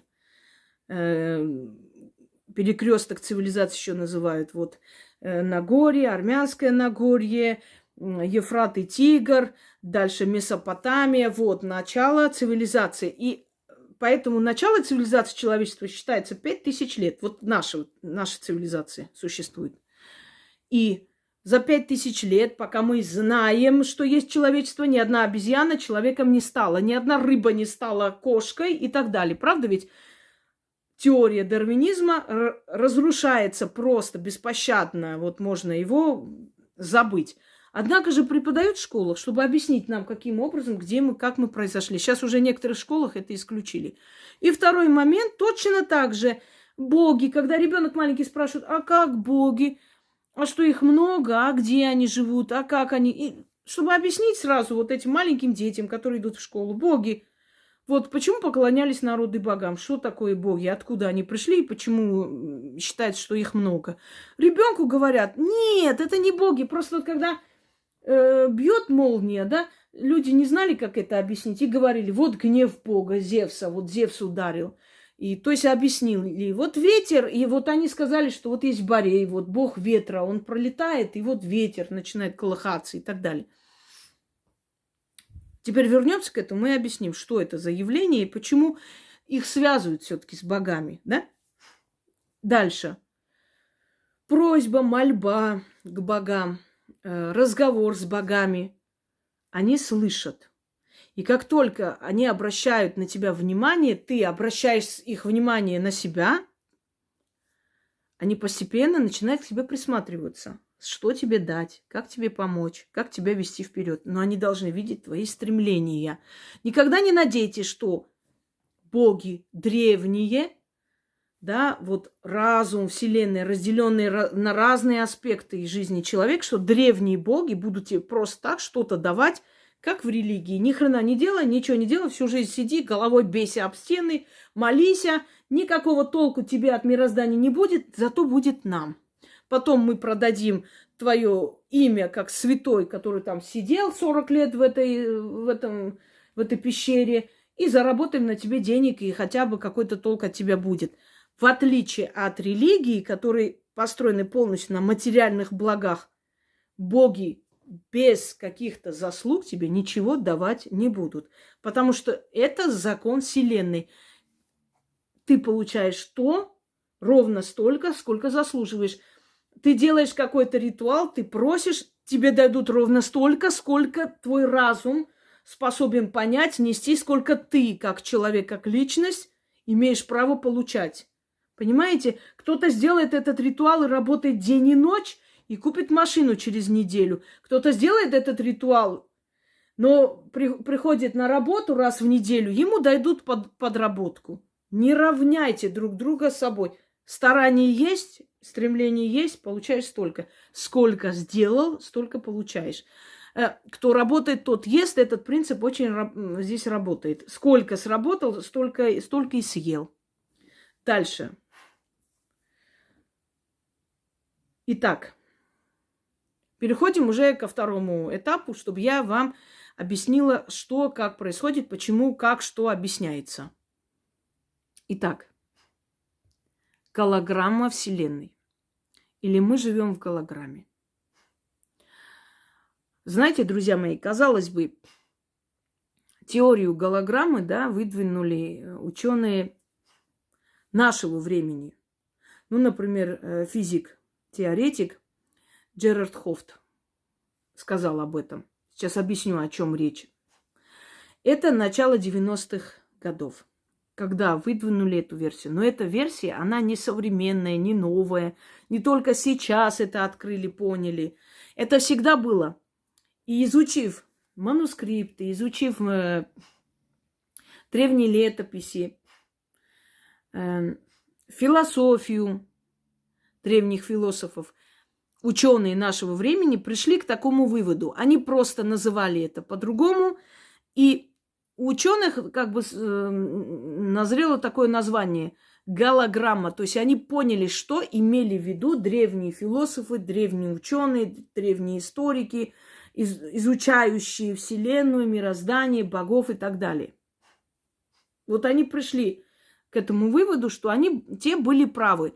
Просто, будучи учеными современности, смогли более конкретно, четко, более по-научному расставить эти точки. Что означает голографическая Вселенная, да? Вот согласно теории голографической Вселенной, вот напоминает платоновскую аллегорию пещер. Вот как я вам сказала, основываясь на древних знаниях древних философов в том числе. Вот согласно этому принципу, вся материя содержит разные структуры памяти. То есть это говорит о том, что наша Вселенная многогранна, что есть много миров. И мы вот это понимание потусторонний мир или временные преломления, черные дыры во Вселенной, да, временные какие-то, их еще называют хрономиражи. Хронос – это время, мираж – это показывается. Вот я уже вам приводил такой пример, когда я вам говорила соединение со Вселенной, вот ритуал, тайный ритуал, когда я там объясняю, к чему это и как это происходит. Хрономиражи – это когда вот ты выходишь на балкон утром чай пить, и вдруг смотришь, и ты не можешь узнать вообще, где ты находишься. Местность какая-то другая, какие-то дома стоят, люди ходят вообще в старинных каких-то одеждах. И ты думаешь, ничего не пойму. Фильм, что ли, какой исторический начали снимать? Это что, декорации? Это длится буквально пару секунд. Но этого достаточно, чтобы ты увидела это все и обомлела. И потом раз, и это все исчезает, и ты видишь... То есть это как исчезает? Не как дым, не как вот так вот размазывается по пространству. Нет. Просто секунда и переключается. Все возвращается на круги своя. Это временные преломления, еще и называют... То есть есть разница некоторая. Преломление времени – это когда ты звуки слышишь внезапно, кто-то разговаривает. Некоторые это принимают за призраков, за духов каких-то потусторонних, за демонов, не знаю, кто-то за чертей. На самом деле временное преломление, вот где в данный момент 1000 лет назад здесь стояли люди, совещались, о чем-то разговаривали, и ты это услышала. Это сохранилось. Вселенная, вот голографическая вселенная сохранила все звуки, все чувства, все эмоции. И в какой-то момент ты попадаешь в это временное преломление, и тебе кажется, что рядом с тобой разговор какой-то, диалог чей-то.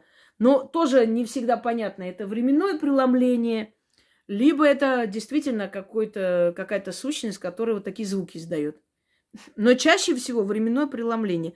Человек, который записывал пение птиц, по-моему, Хичкок, да, для своего фильма, он записывал в саду пение птиц, чириканье для фильма. Тогда еще не было таких возможностей, чтобы вот монтаж, и все это делалось самими режиссерами, поэтому они и были гениальны.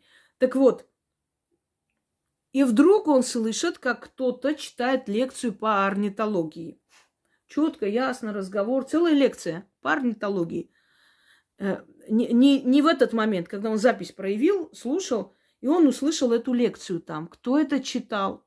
Что это за, как, знаете, временное преломление? Пожалуйста, в этом месте, может быть, когда-то, много тысяч лет назад, быть может, у него в саду когда-то там располагалось какое-то здание, и там изучали вот орнитологию, то есть наука о птицах, да? И он услышал это. Или, может быть, в том же саду когда-то жил орнитолог, или пришел к друзьям в гости, и вот они попросили, он прочитал эту лекцию, и это пространство запомнило. И через некоторое время он услышится в записи. Вот. Просто пытаюсь вам объяснить, потому что если говорить на языке науки, вы можете долго думать, как это, что значит голографик, голографическая вселенная. Это значит, что сократовская аллегория пещер. То есть вот эти вот тут крикнули, в другой пещере услышалось, что все взаимосвязано, и оно как ячейки, понимаете, как сота. Вот часто приводят это вот сота, да, вот мы состоим вот это вот вселенная как сота, значит, пчел, и вот отсюда идет информация, оттуда идет. Делится много измерений вселенной. Где-то сохраняются такие жизни, где-то существуют жизни иные, где-то существует все, что мы говорим. Вот все, что я сейчас разговариваю, от меня ушло, записалось, вы это послушайте. Но, может быть, через 1000 лет кто-нибудь здесь будет сидеть, пить чай и услышит вот эту лекцию. И обалдеть, скажет, не понял, что это такое было вообще. Вроде здесь никого нету. Что такое? Духи пришли. Нет, временное преломление. Голографическая вселенная запомнила мою речь и когда-нибудь кому-нибудь может передать, а может не передать. Понимаете? А может человек будет сидеть, и он может быть ясновидцем, и ему вот эта вся информация придет, и он возьмет и скажет, пришел ко мне дух, или некое существо, или сущность, или просто информация из пластов вселенной, и я сейчас сижу, и вот я слышу просто эту лекцию. Взял, записал и для своих зрителей прочитал. Понимаете? Вот оно. Если уж так, двумя словами. Так вот, есть черные дыры, значит, временные преломления. Знаете, колокол? Слышал когда-нибудь? Вот ночью идете по улице, там рядом ни церкви, ничего, и вдруг колокол. Временное преломление. Звук колокола, значит, когда-то здесь была часовня давно. Или кто-то звенел на этом колоколе. И она была часто, чтобы Вселенной запомнилась. Это нечто должно стоять часто, звенеть и так далее. То есть оставила в своем этом слое. Так-то запоминает все мелочи, все. Ничего никуда не пропадает. Все остается во Вселенной. Каждый вздох, каждое слово, каждая эмоция, все остается во Вселенной. Но вот поэтому и говорят, плохие места или места силы, или гиблые места, потому что там много было энергии боли. Да, вот, например, предположим, возьмем там топь, болото, там тонули люди, кричали, боялись, в ужасе уходили, в криках, в агонии. И это место запомнило все их эмоции. И поэтому, когда человек там находится, ему плохо становится, ему нехорошо. Это такое гиблое место, это плохое место, это нехорошее, это несчастное место и так далее. Почему? Вот запомнила. Голографическая вселенная это место запомнила. И эти все эмоции остались. Они очень живые, они передаются тебе, и тебе становится плохо. Понимаете, о чем речь? Так вот, дальше. Что происходит? Сейчас мы не будем об этом говорить, потому что это очень долгий вопрос именно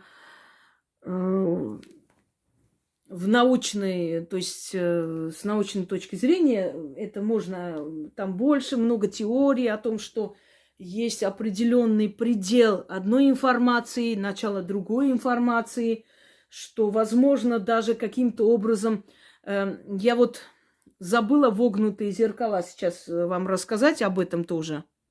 Вогнутые зеркала Козырева. Когда он провел эксперименты в одном из северных селений, огромного размера вогнутые зеркала повернули в одну сторону и создали некий такой треугольник вокруг этого села. И у людей начались головные боли, плохое самочувствие, ужасающее состояние и так далее. Вспомните в детстве, когда мы из фар, вот эти старые вот фары с зеркалами, там же внутри зеркала, мы смотрели туда и видели различные всякие такие моменты. Доходило до таких галлюцинаций, то есть уже голова кружилась от того, что мы вот напряженно смотрели в эти зеркала, нам уже плохо становилось, и мы видели какие-то непонятные фигуры. Вот мы не могли объяснить, потому что мы были дети, и наша связь со Вселенной не была так развита, или была развита, но мы не могли это объяснить. Но вот тем же принципом пользуются, например, предсказатели, когда смотрят в этот хрустальный шар. Они смотрят напряженно, долго, входят в этот транс, состояние измененного сознания, когда твоя душа, сущность твоя чуть-чуть поднимается над телом, то есть он выходит практически, и ты видишь потусторонний мир. И вот от этого напряженного взгляда в этот вот хрустальный шар, и там начинают проявляться разные фигуры, и тебе показывается, смотря насколько тебе дано и открыто твое видение, ты настолько увидишь и поймешь, что хотят сказать эти все подсказки, намеки, которые тебе отправляются от сил Вселенной, от потусторонних сил, да, от сил мироздания. Далее. Значит, другие измерения, временные преломления, хрономиражи, преломление или изломление, по-разному их называют, изломы или преломления временные, это не важно. Черная дыра и так далее. Теперь подходим уже непосредственно к этому моменту. Друзья мои, боги. Существует вселенский разум. Этот вселенский разум вбирает в себя радость, боль, любовь, алчность, жадность, добродетели, зло, ненависть, симпатию, притягательность, желание красоты, стремление любви и так далее. Все человеческие качества, они Вселенной внедрены в человека. Которые из этих качеств внутри нас развивать, это наше право, наш выбор, и у нас все средства для этого есть. То есть наши ресурсы, они существуют внутри нас. Теперь, однако, это различные чувства, сфера человеческой деятельности, она должна быть разделена.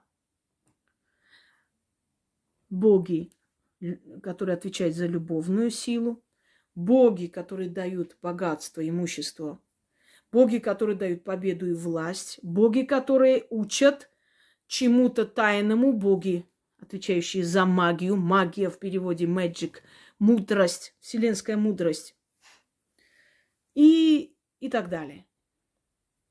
Теперь, как человеку легче воспринимать богов? Вот я вам скажу, вот Бог, он огромен, его невозможно понять, видеть, лицезреть. Его ты не можешь увидеть. Если ты увидишь, твой разум не выдержит, ты можешь умереть. Вот это огромная космическая сила, всеобъемлющая, и этой силе подчиняются другие, менее такие силы, да, по величине. Этой силе подчиняются природные какие-то там стихии. Вот смотри, вот Бог, вот он. А человек так создан, его разум. Моего Бога я должен видеть, понимать, осознать, какой он. Я не могу верить в нечто, которое вот такое всеобъемлющее, огромное, непонятные формы. Вообще, что это? Ну вот, а где его разум? А какие у него чувства? Кто он? А какой он? А тебе говорят, верь. Он такой, он огромный, его нельзя постичь, его нельзя понять, его нельзя ощутить. И он бесформенный, огромный, вот никакой, но он сильный, он любит тебя, он понимает тебя. Посмотри, попроси, и он тебе поможет. Не смогу. Не сможешь. Это все равно, как сказать, вот мужчина, люби, ты его не знаешь, не видела, не знаешь, какой он, не знаешь, он черноглазый, зеленоглазый, голубоглазый, но ты его люби, он есть, он где-то существует, он тебя любит, и ты его люби. Невозможно, я должна его видеть, чтобы понять, он мне подходит, нет. Я его могу любить, не могу, а характер его, а повадки его, а его жизнь какая была. Вот мы пришли к этому отчеловечение богов. Если мы говорим о том, что, предположим, Афродита, прекрасная женщина, там красивая, да, любвеобильная, страстная, в самом таком соку, в молодости, сексуальной энергии, на пике этого всего, это не значит, что вот она должна именно такой там сидеть наверху, вот просто. Это Афродита показывается человеку, жрецу, и говорит, опиши людям меня такую. Люди должны меня воспринимать как такую. Я сама любовь. А любовь что такое? Любовь это... Понятно, что любовь, там сейчас начнут, вот, любовь не имеет значения, там толстая ты или худая, ты тебя любишь. Мы сейчас не об этом говорим. Сексуальная энергия, влечение, желание, хочется. Кого? Красивого, того, кто притягательный, кого ты сразу увидела и пожелал. Ты же не думаешь о том, умная она, начитанная, читала ли она там Маркса и Энгельса. Нет. Ты желаешь, и есть определенные критерии, по которым ты желаешь эту женщину. Так вот, она, приходя к жрецам, сказала, представь меня людям, я сама любовь, но я вот такая. Пусть они сделают эту статую и туда внедряют все качества, которые должны быть в женщине, которую желают. И я буду смотреть, видеть, что они поняли меня, что они меня почитают, что они меня зовут, и я туда приду к ним на помощь. Зевс, огромная, всеобъемлющая сила, отец богов, он сказал своему жрецу, опиши меня людям таким рослым, сильным, плечистым мужчиной. Сила излучает.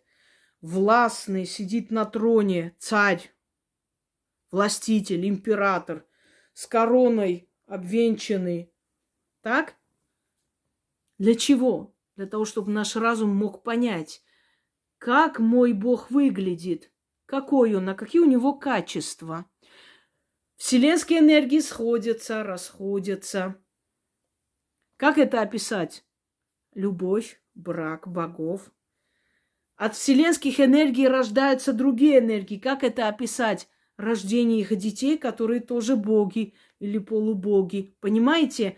Боги сами себя очеловечили. Они пришли через жрецов, посланников и сказали: опиши меня людям вот в таком обличии. Ты не можешь поставить статую бесформенного бога, непонятного, какой он, что он, как он выглядит, что он хочет. Но ты можешь поставить статую царя богов, Зевса, статного, сильного, мужественного, излучает силу, власть. И ты приходишь, и ты сразу понимаешь, вот он, главный бог, отец богов, сильный бог. Он сильный, он излучает эту силу, эту энергию, мощь. И я попрошу, он мне поможет. Он же сильный, по нему же видно. Понимаете? Это может быть и примитивно звучит, но это именно так и есть. Изначально, первоначально, чтобы понять, как мой бог выглядит, я ему даю человеческие черты, потом ставлю статуи. И он понимает, я ему поклоняюсь. И приходит ко мне на помощь. Это не говорит о том, что я придумала этого Бога. Это говорит о том, что Бог сказал мне, как его изобразить и как ему хотелось бы, чтобы о нем говорили, каким он хотел бы себя видеть среди человеческой среды общества, людей, человеков. Вот изобразили его красивым, мускулистым мужчиной, притягательным, властным. Ему понравился этот образ. Он сказал: да, вот так меня и изображайте. И когда вы будете вот так изображать и называть меня Зевсом, я буду приходить к тебе на помощь, потому что я вижу, что ты меня зовешь. Вот изобразите меня прекрасной женщиной, потому что в вашем понимании людей та самая сексуальная, притягательная женщина должна быть прекрасной. У нее должны быть здоровые волосы, здоровые зубы, у нее должна быть налитая грудь, красивые ноги. Ты же не можешь изобразить богиню красоты и любви, там, сгорбившейся старухой с висячими сиськами, которые все должны хотеть. Нет. Изобразили ее такую, как она хотела видеть, какой она хотела показать себя людям. Она посмотрела и сказала: замечательно, вот так изображайте меня и называйте меня Афродитой. И когда вы будете так говорить, я буду знать, что вы ко мне обращаетесь, и я приду и помогу вам. Но не она сама лично придет, а отправить своих посланников.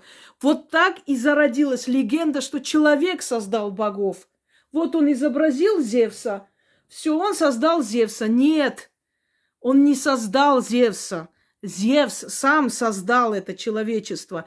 У кого-то он Зевс, у кого-то Арамазд, у кого-то Ахура Мазда, у кого-то высшее я, высший разум, вселенский разум. Но он сказал, как его изобразить. И во всех религиях это есть. Даже в тех религиях, где запрещается изображать Бога или святых, все равно есть что-то, чему поклоняются. Пояс матери Магомеда, чаша пророка Мухаммеда. Люди должны понимать, что он был, существовал этот пророк, он есть. Вот пояс его матери есть даже. Он реально был. Мы материалисты, понимаете? У нас мир материальный. Мы должны в голове увидеть вещь, предмет, и чтобы понять, да, реально это есть, потому что я вижу, что это есть. Теперь понимаете? Икона. Святых изображают. Никто же не видел, как они выглядели, но примерно изобразили, и я там, ну не я, а тот, который ходит в церковь, говорит: да, вот он так вот выглядел, вот там святой Георгий, вот он так с драконом боролся. На самом деле дракон – это в христианской религии нечто такое, пороки человека, с которым он боролся и переборол.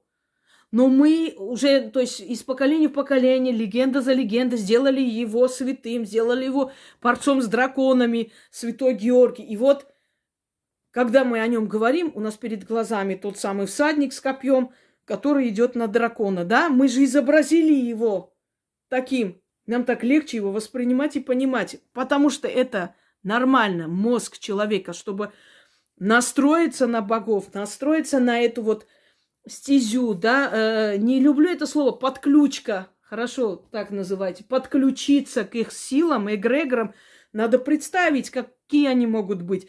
Бесформенное нечто во Вселенной нас не привлекает, мы хотим видеть четкую, ясную картину. Поэтому издревле стремились изобразить богов, чтобы человек был уверен, четко, вот он так выглядит, и он есть там. И отсюда пришла вот эта нелепая теория о том, что люди создали богов. Ведь они изобразили их. Значит, они создали их? Нет. Боги пришли к людям через посредников, избранников, через жрецов. И сказали, каким бы они хотели видеть себя среди людей, то есть в человеческом обществе. Как я буду выглядеть для людей. Если я Афина, значит, я дарующая победу. Изобразите меня с копьем, потому что те, которые сражаются, которые воины, у них есть копье. Изобразите меня со шлемом. Почему? Потому что воин имеет шлем. Но в то же самое время она держит Нику в руках. Изобразите меня с богиней победы. Она моя соратница, и она всегда со мной, потому что воинственность без победы никому не нужна. Понимаете, о чем речь? Если я Геката, дарующая знания во тьме, изобразите меня с факелом, потому что я освещаю вам дорогу, я показываю. Если я вам даю возможность мстить врагам, изобразите меня с ножом. Если я покровительствую младенцам и дарую им жизнь, изобразите меня с ножом акушерским, потому что я срезаю им пуповину. Если я владею ключом знаний, изобразите меня с ключом в руках. Если у меня 3 апостасии, как у Луны, круглая луна, значит, растущая убыльная, изобразите меня трехликой. Чтобы люди поняли, у меня 3 лика. Если я хожу по ночам, пусть рядом будут волки. Потому что волки – это ночные звери. Они охотятся по ночам, они будут меня сопровождать. И тогда человек, посмотрев на всю эту полную картину, скажет, да, теперь я поняла, как она выглядит. Теперь я поняла ее функции. Я понимаю, почему у нее 3 функции, и она трехликой называется. Теперь я понимаю, почему она дает свет и редкие знания, потому что у нее факел, она освещает путь. Значит, она дарующая знания. У нее нож, значит, она помогает мстить врагам, если меня обидели. У нее филин на плече изображается, значит, она дарующая мудрость, потому что птица филин олицетворяет мудрость. Волки рядом с ней изображаются, значит, она ночью ходит, потому что волки ночные хищники. Поняли теперь? Не мы создаем их, это они нам позволяют создать их образ так, как им хочется, чтобы они выглядели в наших глазах. Я вот такая буду для вас. Вот так меня изобразите. И когда вы такую меня изобразите, и все эти символы мои изобразите, я пойму, что это я, что вы меня вызываете. И я для вас буду называться Гекатой. Я сила магии, сила колдовства. Я та сила, которая дарит тайные знания. И называйте меня среди вас Гекатой. Изобразите меня такой-то. Вот такие символы должны быть у меня, чтобы я поняла, что это ты меня изобразил, что это я. И тогда я приду к тебе на помощь. И у каждого бога есть своя символика. И у каждого бога есть, то есть, своя особенность. Ты не можешь изобразить Гекату со шлемом на голове, потому что она не имеет ничего общего с воинами. Она имеет общее с магическими воинами, не более того.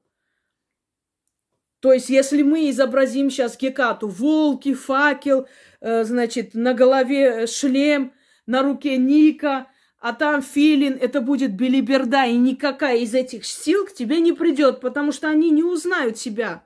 Точнее, они подумают, что это непонятно что. То есть, ты хочешь привлечь их внимание, изобрази их такими, какими они себя показали жрецам, какими они передали жрецам, чтобы их изображали. И тогда они будут довольны, услышат тебя и придут к тебе на помощь. Ясно теперь, почему человек изобразил Бога? Не потому, что он его создал, а потому, что Бог разрешил ему себя вот таким изобразить. Сказал, как он хочет себя видеть, в каком качестве, каким он должен быть. И по мере развития искусства больше и больше очеловечивания богов пошло. И более искусно начали их изображать. Если раньше примитивные какие-то были наскальные рисунки, а потом примитивные на камнях какие-то изображения богов, потом примитивные на дереве, то дальше, чем дальше человечество развивало и развивало в себе это искусство, тем красивее начали изображать. Уже начали просить Гетер, например, в Греции позировать для статуи богов, самых красивых женщин позировать. Почему? Потому что хотели богов обрадовать. Основная атрибутика осталась та же самая. Шлем, скажем, Ника в руке, да, копье. Это вот атрибуты Афины. Но могла позировать женщина для того, чтобы богиню порадовать и изобразить ее красивой, величественной, чтобы она была довольна этим изображением, что вот вы меня изобразили такой красавицей. Хоть и позировала другая женщина, но ведь все атрибуты-то мои, это же я. Вот вам ответ на вопрос. Создали ли люди богов? Нет. Люди создали их изображение под их диктовку. Вот и все. Теперь вернемся к стихиям. Стихиям, которыми объясняют наличие богов. Точнее, не существование богов. Якобы стихии сами управляются, и это стихии просто показываются. Природа. И боги здесь ни при чем. Друзья мои, все ли боги создатели? Нет. Богов множество поколений. Есть боги, которые ушли вглубь хаоса и там остались. У них нет нужды для поклонения человечеству. Титаномахия в греческой литературе и в греческой теологии занимает огромное место. Война богов с фаворами, демонами в кельтской теологии занимает огромное место. Война Бога с сатаной в христианстве занимает огромное место. То есть это очень важный аспект. И каждая культура по-своему это переписывает. Что это такое? Это столкновение между собой многих вселенной, многих частей хаоса. И та часть хаоса, которая взяла верх в этот момент и обладала большей мощью энергии, победила и захватила власть, взяла себе управление мирозданием и разумом людей, духов и так далее. Итак, один хаос победил и утвердился на троне. Для нашего человеческого сознания, конечно, власть, управление перед глазами, трон, корона богов или корона власти. Конечно же, не так происходит все. Но, однако, для нашего сознания, чтобы понять управляющие главные боги, мы их сажаем на трон и изображаем с теми атрибутами, которым они располагают, то, что у них есть, кто чем управляет. Итак, пришли следующее поколение богов после титанов, что считались более древними. Это, еще раз говорю, в представлении, как они описали эту титаномахию жрецам и как те передали нам. Вот они пришли и воссели на троне. Кто из этих поколений богов создал законы мироздания, законы природы, законы физики, которые мы на каждом шагу в своей жизни встречаем, не может точно сказать никто. Быть может, более старшее поколение богов это создали. Следующее поколение богов это закрепили или довершили их дело, добавили свое. Но как бы то ни было, это разумная вселенная, разум, основа этого понимания, разум. разумная Вселенная создала эти стихии природные и законы физики. И боги используют законы физики и природу в своих целях, дабы показать свою мощь. Теперь мы пришли к тому, что богов много. Да взять хотя бы Библию, Новый Завет и Ветхий. 2 различных бога описывает совершенно по характеристике, по определенным целям. 2 различных бога описывает одна Библия. А о других уже молчу. Их много. Но они ли создали все эти стихии и Вселенную, и природу? Друзья мои, оно создано более, скажем так, первейшим поколением богов, которые ушли в хаос по разным причинам. Быть может, их цивилизация закончилась, они уступили. Быть может, есть закон во Вселенной. После управления одного поколения богов они должны уйти некоторое время, предоставить поле другим богам для того, чтобы самим набраться новой энергии, эгрегоров и вернуться обратно. Это называют титаномахией, это называют войной, это называют, захватом трона. Но это в нашем понимании. А во Вселенной все устроено гораздо разумнее и по-другому. Так вот, стихии, природа, звезды, солнце, галактики. Когда они созданы, наш разум не сможет понять. Сколько бы мы ни пытались это объяснить, мы не сможем понять, сколько миллиардов, триллионов лет назад и каким из поколений богов или разумного космоса оно создано. Невозможно понять. Не дотянем, не сможем. Мы еще не доросли до этого уровня, чтобы это понимать. Но то, что оно создано, не оставляет никаких сомнений. Знаете почему? Потому что когда человечество, не первый раз, конечно, но в нашей цивилизации первый раз поднялось в космос, мы поняли, что есть озоновый слой над Землей, а дальше воздуха нет. О чем это говорит? Кто-то знал, что там будет жить человек, и подготовил все для его жизни. Вот эта озоновая дыра, о которой мы говорим и страшимся, что кислород может уйти, это не просто так. Вырубая лес, постоянно уничтожая все природное, мы приходим к тому, что ресурсы истощаются, как потом наши поколения будут жить. Неизвестно, мы же об этом не думаем. Точнее, мы-то думаем, но мы маленькие люди по сравнению с теми, кто решает судьбу мира, но не желает решать в пользу человечества, а в пользу своего кармана больше. Так вот, друзья мои, некто разумный создал все галактики, Вселенную. Почему? Потому что закон физики, и не только физики, мироздания, природы, он настолько разумен, что мы с вами не падаем в атмосферу, а держимся, потому что есть закон притяжения.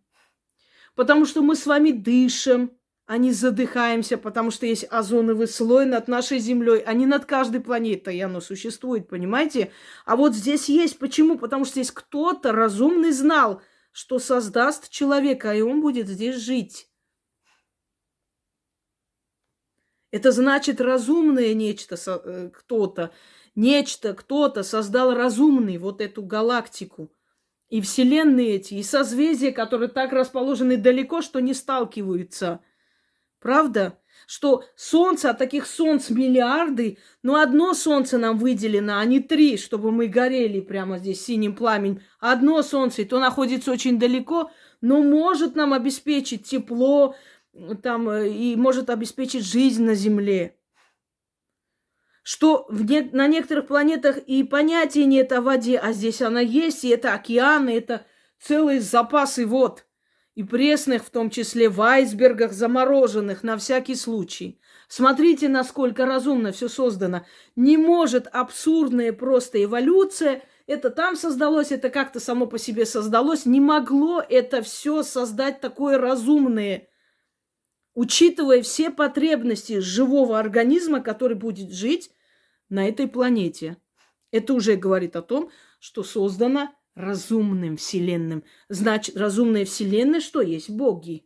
Мы их называем богами. Хотите, называйте их высшим я, бесконечностью разумной, обладающей разумом, космосом. Вот как хотите, но это и есть боги.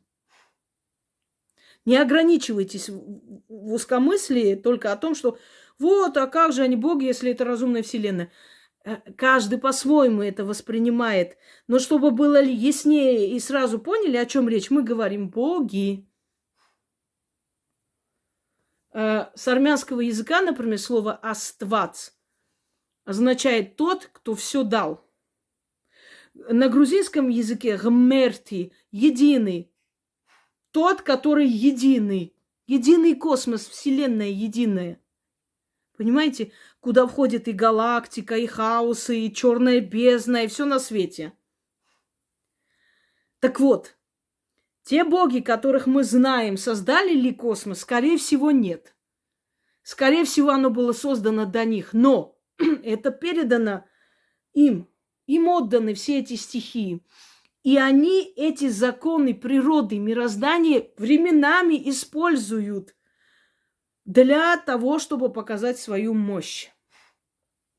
Друзья мои, мироздание настолько правильно создано и разумно, что оно само функционирует. То есть каждый день боги не просыпаются и не говорят, сегодня надо ветер поднять с пустыни Сахары песок и перекинуть на эти леса Амазонки. А так происходит.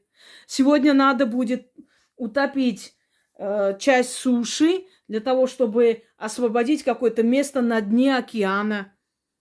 Сегодня надо будет дождь, чтобы пропитать землю. Нет, оно само создано. То есть этот механизм, эта машина, она сама так правильно создана, что сама идет, как мы часы каждый день не заводим часы, не смотрим, и каждый день мы, скажем, как бы сказать, когда включаем там телевизор, мы каждый день не изучаем, из чего он состоит, как что включается, как где ток проходит, как мы включили и смотрим, все. Оно само работает, оно уже создано изначально так, что работает. Когда мы звоним кому-нибудь, да, мы не вникаем в то, а как идет звонок, а через какие волны, а почему мы их не видим, а как это все происходит. Нет, оно уже создано, этот механизм сам по себе работает. Мы просто вмешались, включили, все, звонок пошел, мы поговорили. Уже создано все. И вот природные явления, это не говорит постоянно, что это боги ударили молнией или что, но боги могут иногда вмешаться и с помощью природы людей поставить на место. Они иногда могут использовать природные явления, чтобы проучить человека. Ну, например, я знала человека, который, рожденных девочек убивал. То есть, как я знала? Я знала, что был такой человек, это старшее поколение, девочки рождались, он их убивал.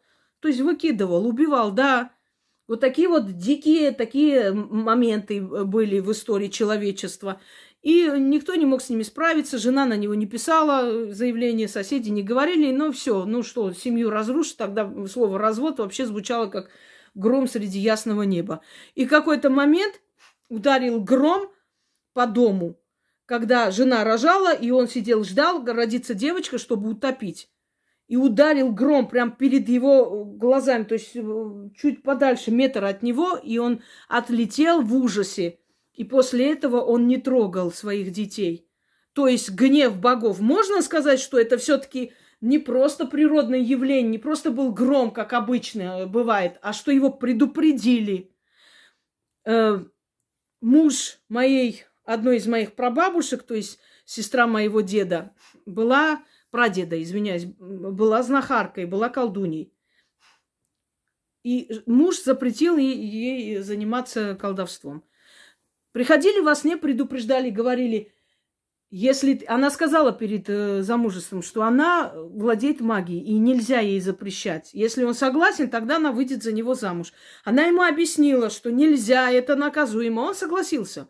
А когда она вышла за него замуж, он ей запретил. Уже дети были взрослые, люди приходили все-таки, она тайком принимала, он узнавал ее, бил, в общем, и такие вот моменты. Приходили, во сне предупреждали его. Он не слушал, и в один момент его убило громом. Убило прямо посреди поля, ясное небо, ничего не предвещало, гром ударил и убил его на глазах людей. Можно ли сказать, что это наказание было извне? Да. Потому что его предупреждали, потому что знали, что он на свою голову все-таки это когда-нибудь получит, если не послушается. Вот. Создал ли этот Бог этот гром? Может быть, не он создал, а до него это было создано другим поколением богов. Еще раз говорю, другим вселенным. Те боги, которых мы знаем, этим не ограничивается мироздание, вселенная и хаос. Есть более такие силы, которые ушли, может, на время ушли. Это тоже мы не можем покопаться в этом. Это настолько, знаете, высшая математика для нашего мозга, даже для очень умного человека, что мы можем только предполагать, но до конца понять, откуда они пришли, эти бесконечные силы. Как они возникли, это невозможно. Но возникли, их тоже кто-то создал. Итак, боги постоянно, каждый день не руководят стихиями. Они уже так созданы, и закон природный так создан, закон физики, закон природы, мироздания, что оно само функционирует. Вода испаряется, поднимается вверх, становится дождем, спускается вниз, потом снова испаряется, потом опять вниз. И для этого боги каждый день не встают, и это не поднимают, не спускают.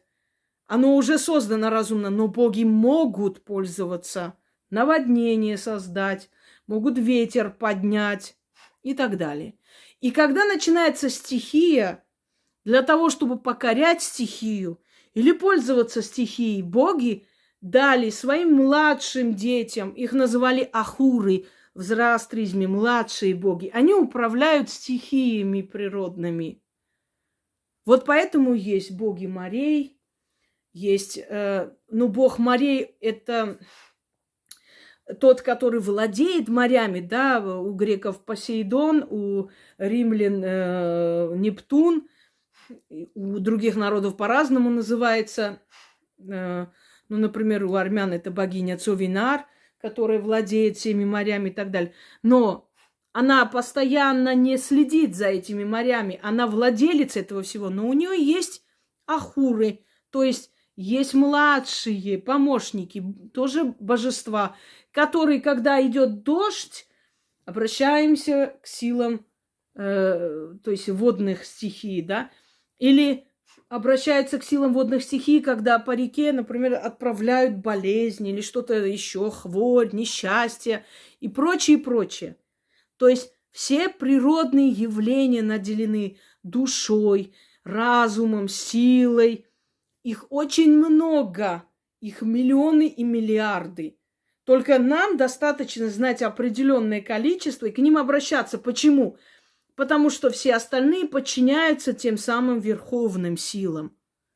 Нам не обязательно знать всех духов в лицо и по именам. Нам достаточно знать, кто владелец морских стихий или владелец. И этого достаточно. Все остальные подчиняются его воле. Теперь ясно про стихии, про то, что вот если гром бьет, это же не значит, что Бог вышел и ударил. Нет, это не значит. Если он никого не ударил, не убил, это не значит. А если он ударил по дому человека, который занимался разбоем, никто этого не знал, но его наказали, и вдруг все это раскрылось, и что мы говорим? Это же надо же, такое совпадение не может быть. Это он получил по заслугам, значит, божество, Бог, Верховный Бог, как хотите, использовал стихию в своих целях, чтобы проявить свою волю. Вот так возможно. Теперь, друзья мои, Подчиняются ли наши души воле тех богов, которые управляют сейчас нашим мирозданием? Да, потому что они управляют мирозданием, и все, что находится, это все под их властью и под их волей ходит и существует. Далее.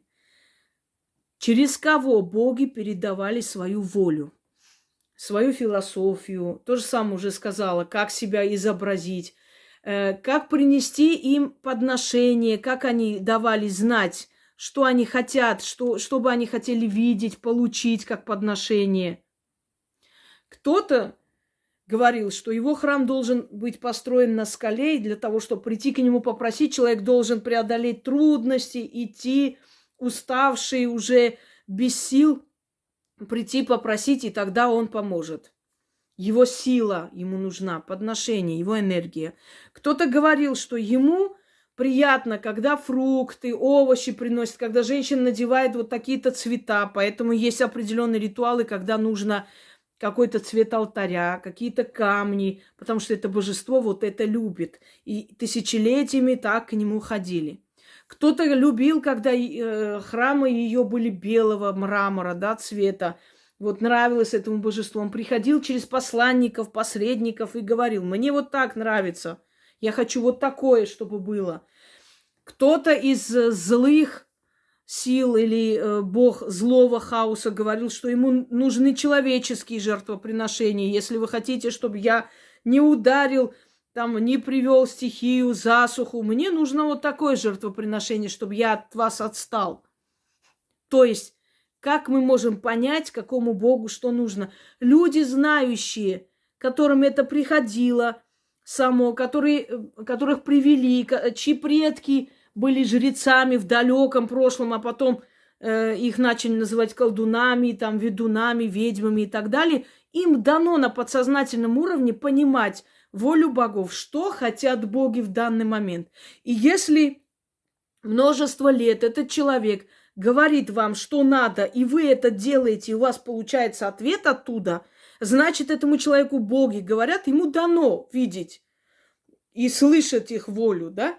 То есть можно довериться человеку, если оттуда идет только добрая энергия обратно. Если человек говорит: идешь, становишься на перекрестке, смотришь на 4 стороны, 4 раза зовешь имя, говоришь вот эти слова, и через несколько дней этот человек явится, придет к тебе. И ты идешь, это делаешь, и человек приходит. А потом тебе говорят: а теперь нужно отнести вино, еще что-нибудь, оставить возле, например, возле дерева. Потому что на деревьях считалось, что живут духи.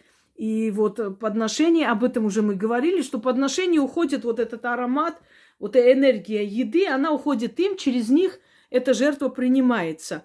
Если человек сказал вам, вы сделали, получилось, значит, теперь дальше надо слушать этого человека, значит, он знает, что надо потом принести, как надо благодарить, что хотели бы духи или боги получить за то, что сделали для тебя.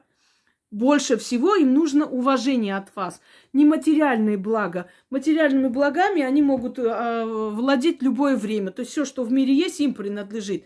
Им нужно видеть твое рвение и уважение. Именно поэтому не всегда боги требуют таких больших жертв. Ну, например, иногда могут сказать: обещай, что если твой сын там вернется, да, предположим, ты сделаешь большой, дорогой подарок кому-то. Вот ты пообещала, он вернулся, и ты сделала это. Вот он в этот момент тебе посоветовали: скажи вот так, они так хотят слышать. И ты понимаешь, да, эта помощь от богов стоит того, то есть они так оценили. А где-то они говорят: просто покажи свою благодарность и как бы свое уважение. Достаточно. Много чего не нужно нам, но мы должны видеть, что ты благодарен за то, что мы тебе сейчас помогли вот в этой ситуации. Вот экзамен сдал, например, да? Не нужно бриллиантовые кольца покупать. Но принеси сладости, покорми собак, кошек на улице, отдай дань, чтобы мы видели, что ты понял, оценил, и ты благодарен. Энергию какую-то отдай обратно нам. И вот эта энергия радости и благодарности, которую мы заберем, это их основная дань. Дальше. Энергия не значит вашу радость и удачу забирает. Энергия – это когда вы излучаете эту радость. И я вам уже говорила, чем больше они вам дают, тем больше вы радуетесь и больше питаете их эгрегор этой энергии радости. Это им очень нужно. Это для них подпитка их эгрегора, их сил, их духов. Далее.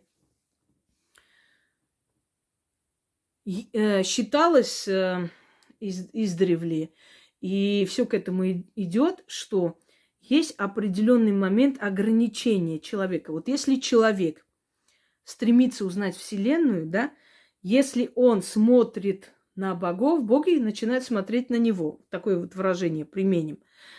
И у него открывается дорога к богам. Оттуда начинает поступать информация. Вот если так грубо сказать, как через трубы начинает тебе поступать чистая вода. И чем дальше, тем больше ты соединяешься с этим миром богов. На вопрос, есть ли другие расы помимо человека, скорее всего, есть. На других планетах, которые мы, может быть, не узнаем. Вопрос, прилетают ли они сюда, являются ли здесь? Скорее всего, да. Но, однако, те явления, которые вы видели в виде летающих тарелок и все прочее, это чаще всего и более вероятная версия, что это определенный военный объект, и чтобы отвлечь ваше внимание, это все перекинуто на всяких гуманоидов и прочее. Что это именно этими службами и делается для того, чтобы вы отвлеклись на каких-то инопланетян и забыли о том, что очень могут быть новые, скажем так, виды оружия, новые виды наблюдательных аппаратов и все прочее. То есть вот те вот гуманоиды и прочие, которые вы видели, и летающие тарелки, это, скорее всего, более объясняется тем, что есть тайные базы, о которых вы не знаете. Есть, например, такие базы, где лес отодвигается, и просто оттуда вылетает самолет, и потом это все обратно закрывается. А вы даже в жизни не подумайте, что вот под этим лесом есть военная база. И есть городки, которых не наносят на карту, их не существует, по сути, потому что они имеют стратегическое значение. Когда их рассекречивают, там все это оставляется, точнее, убирается оттуда, уже создают в других местах. Вот перевал Дятлова вам, пожалуйста, в пример. Вы все время пытаете меня сказать, а я вам объясняю, что есть вещи, которые не надо было лезть и смотреть туда, потому что вас бы оттуда в живыми не отпустили. Ни в каком случае. Что бы вы ни подписали, не оставили бы вас в живых. Вот в чем дело. Дальше.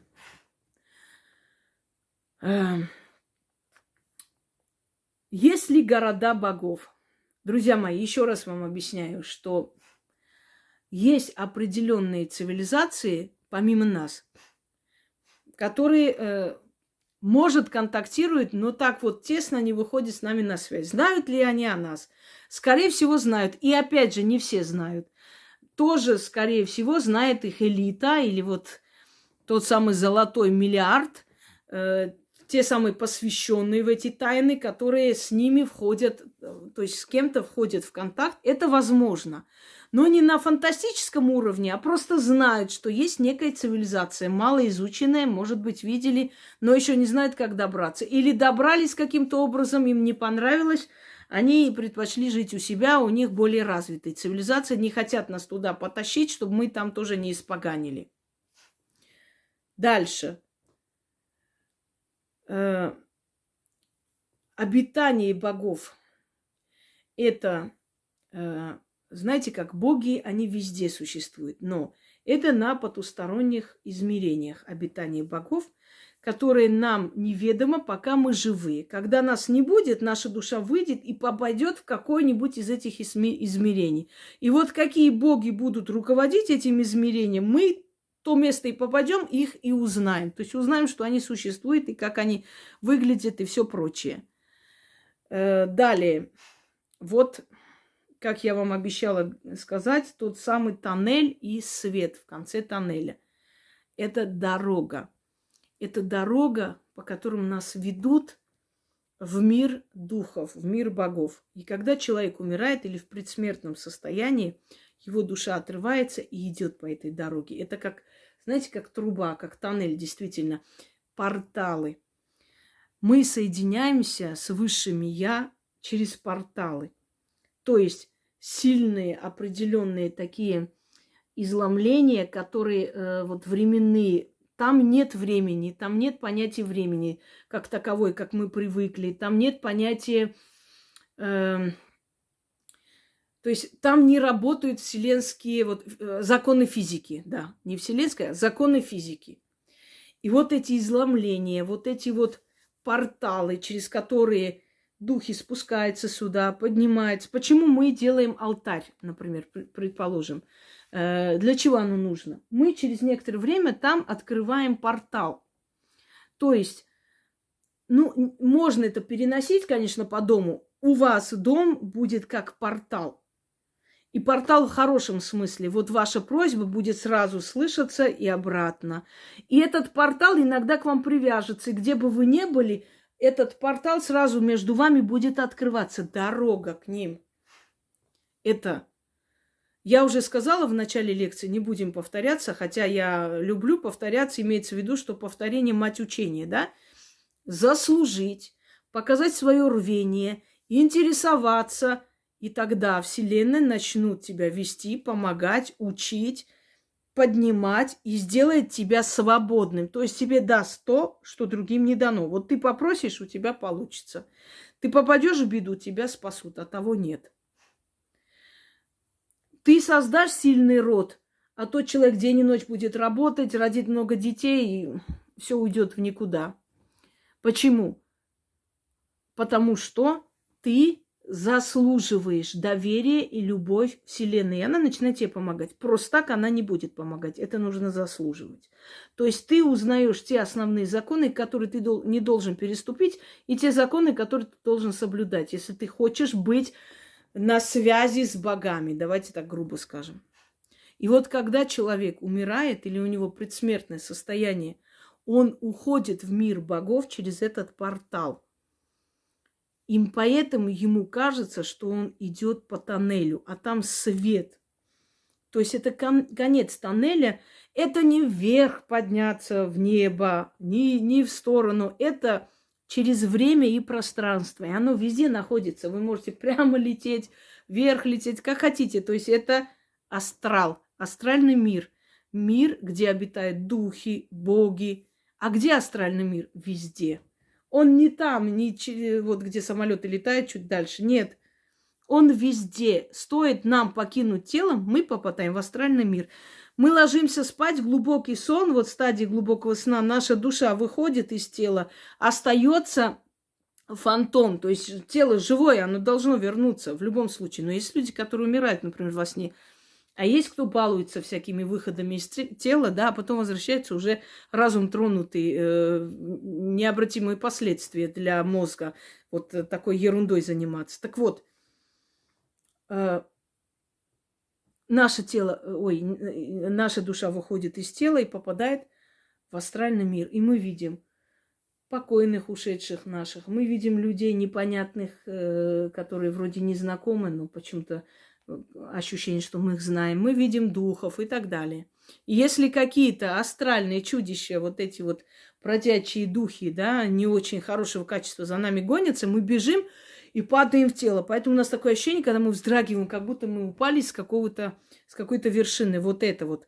Наша душа, спасаясь, падает в тело. Пока существует тело, душа там находится. В безопасности. Как только тело не станет, ваши те ошибки, которые вы сейчас совершили, преступления точнее, да, это касается определенных людей, вы не сможете уже исправить. Вы не вернетесь в тело, чтобы потом жить снова и исправить. Все, там будет судилище. Так вот, друзья мои, видят чаще всего вот эту тоннель люди, которые стремились всю жизнь узнать о богах. У них более-менее связь с богами сильнее, чем у других. И поэтому, как только они вот предсмертное состояние, они видят эту дорогу к богам. Их туда забирают. Они проходят через судилище, то есть сначала встречаются с богами загробного мира, которые будут судить их, а потом им определят, куда им уйти, в какую сферу, вот, в какое измерение Вселенной и так далее. Это долгий вопрос, об этом мы уже говорили. Я надеюсь, что моя лекция, которую я постаралась рассказать как можно более подробно и понятно, внятно и на понятном языке, я надеюсь расставить многое в вашей голове по местам. Переслушайте несколько раз, потому что мои лекции, переслушивая несколько раз, каждый раз открывайте для себя что-то, нечто новое, о чем вы не слышали, но надо было бы еще раз послушать, чтобы понять еще что-то, что вы, может быть, упустили. Желаю вам удачи, и пусть боги обратят на нас, на всех внимание. Точнее, на тех, кто этого достоин. Всем удачи!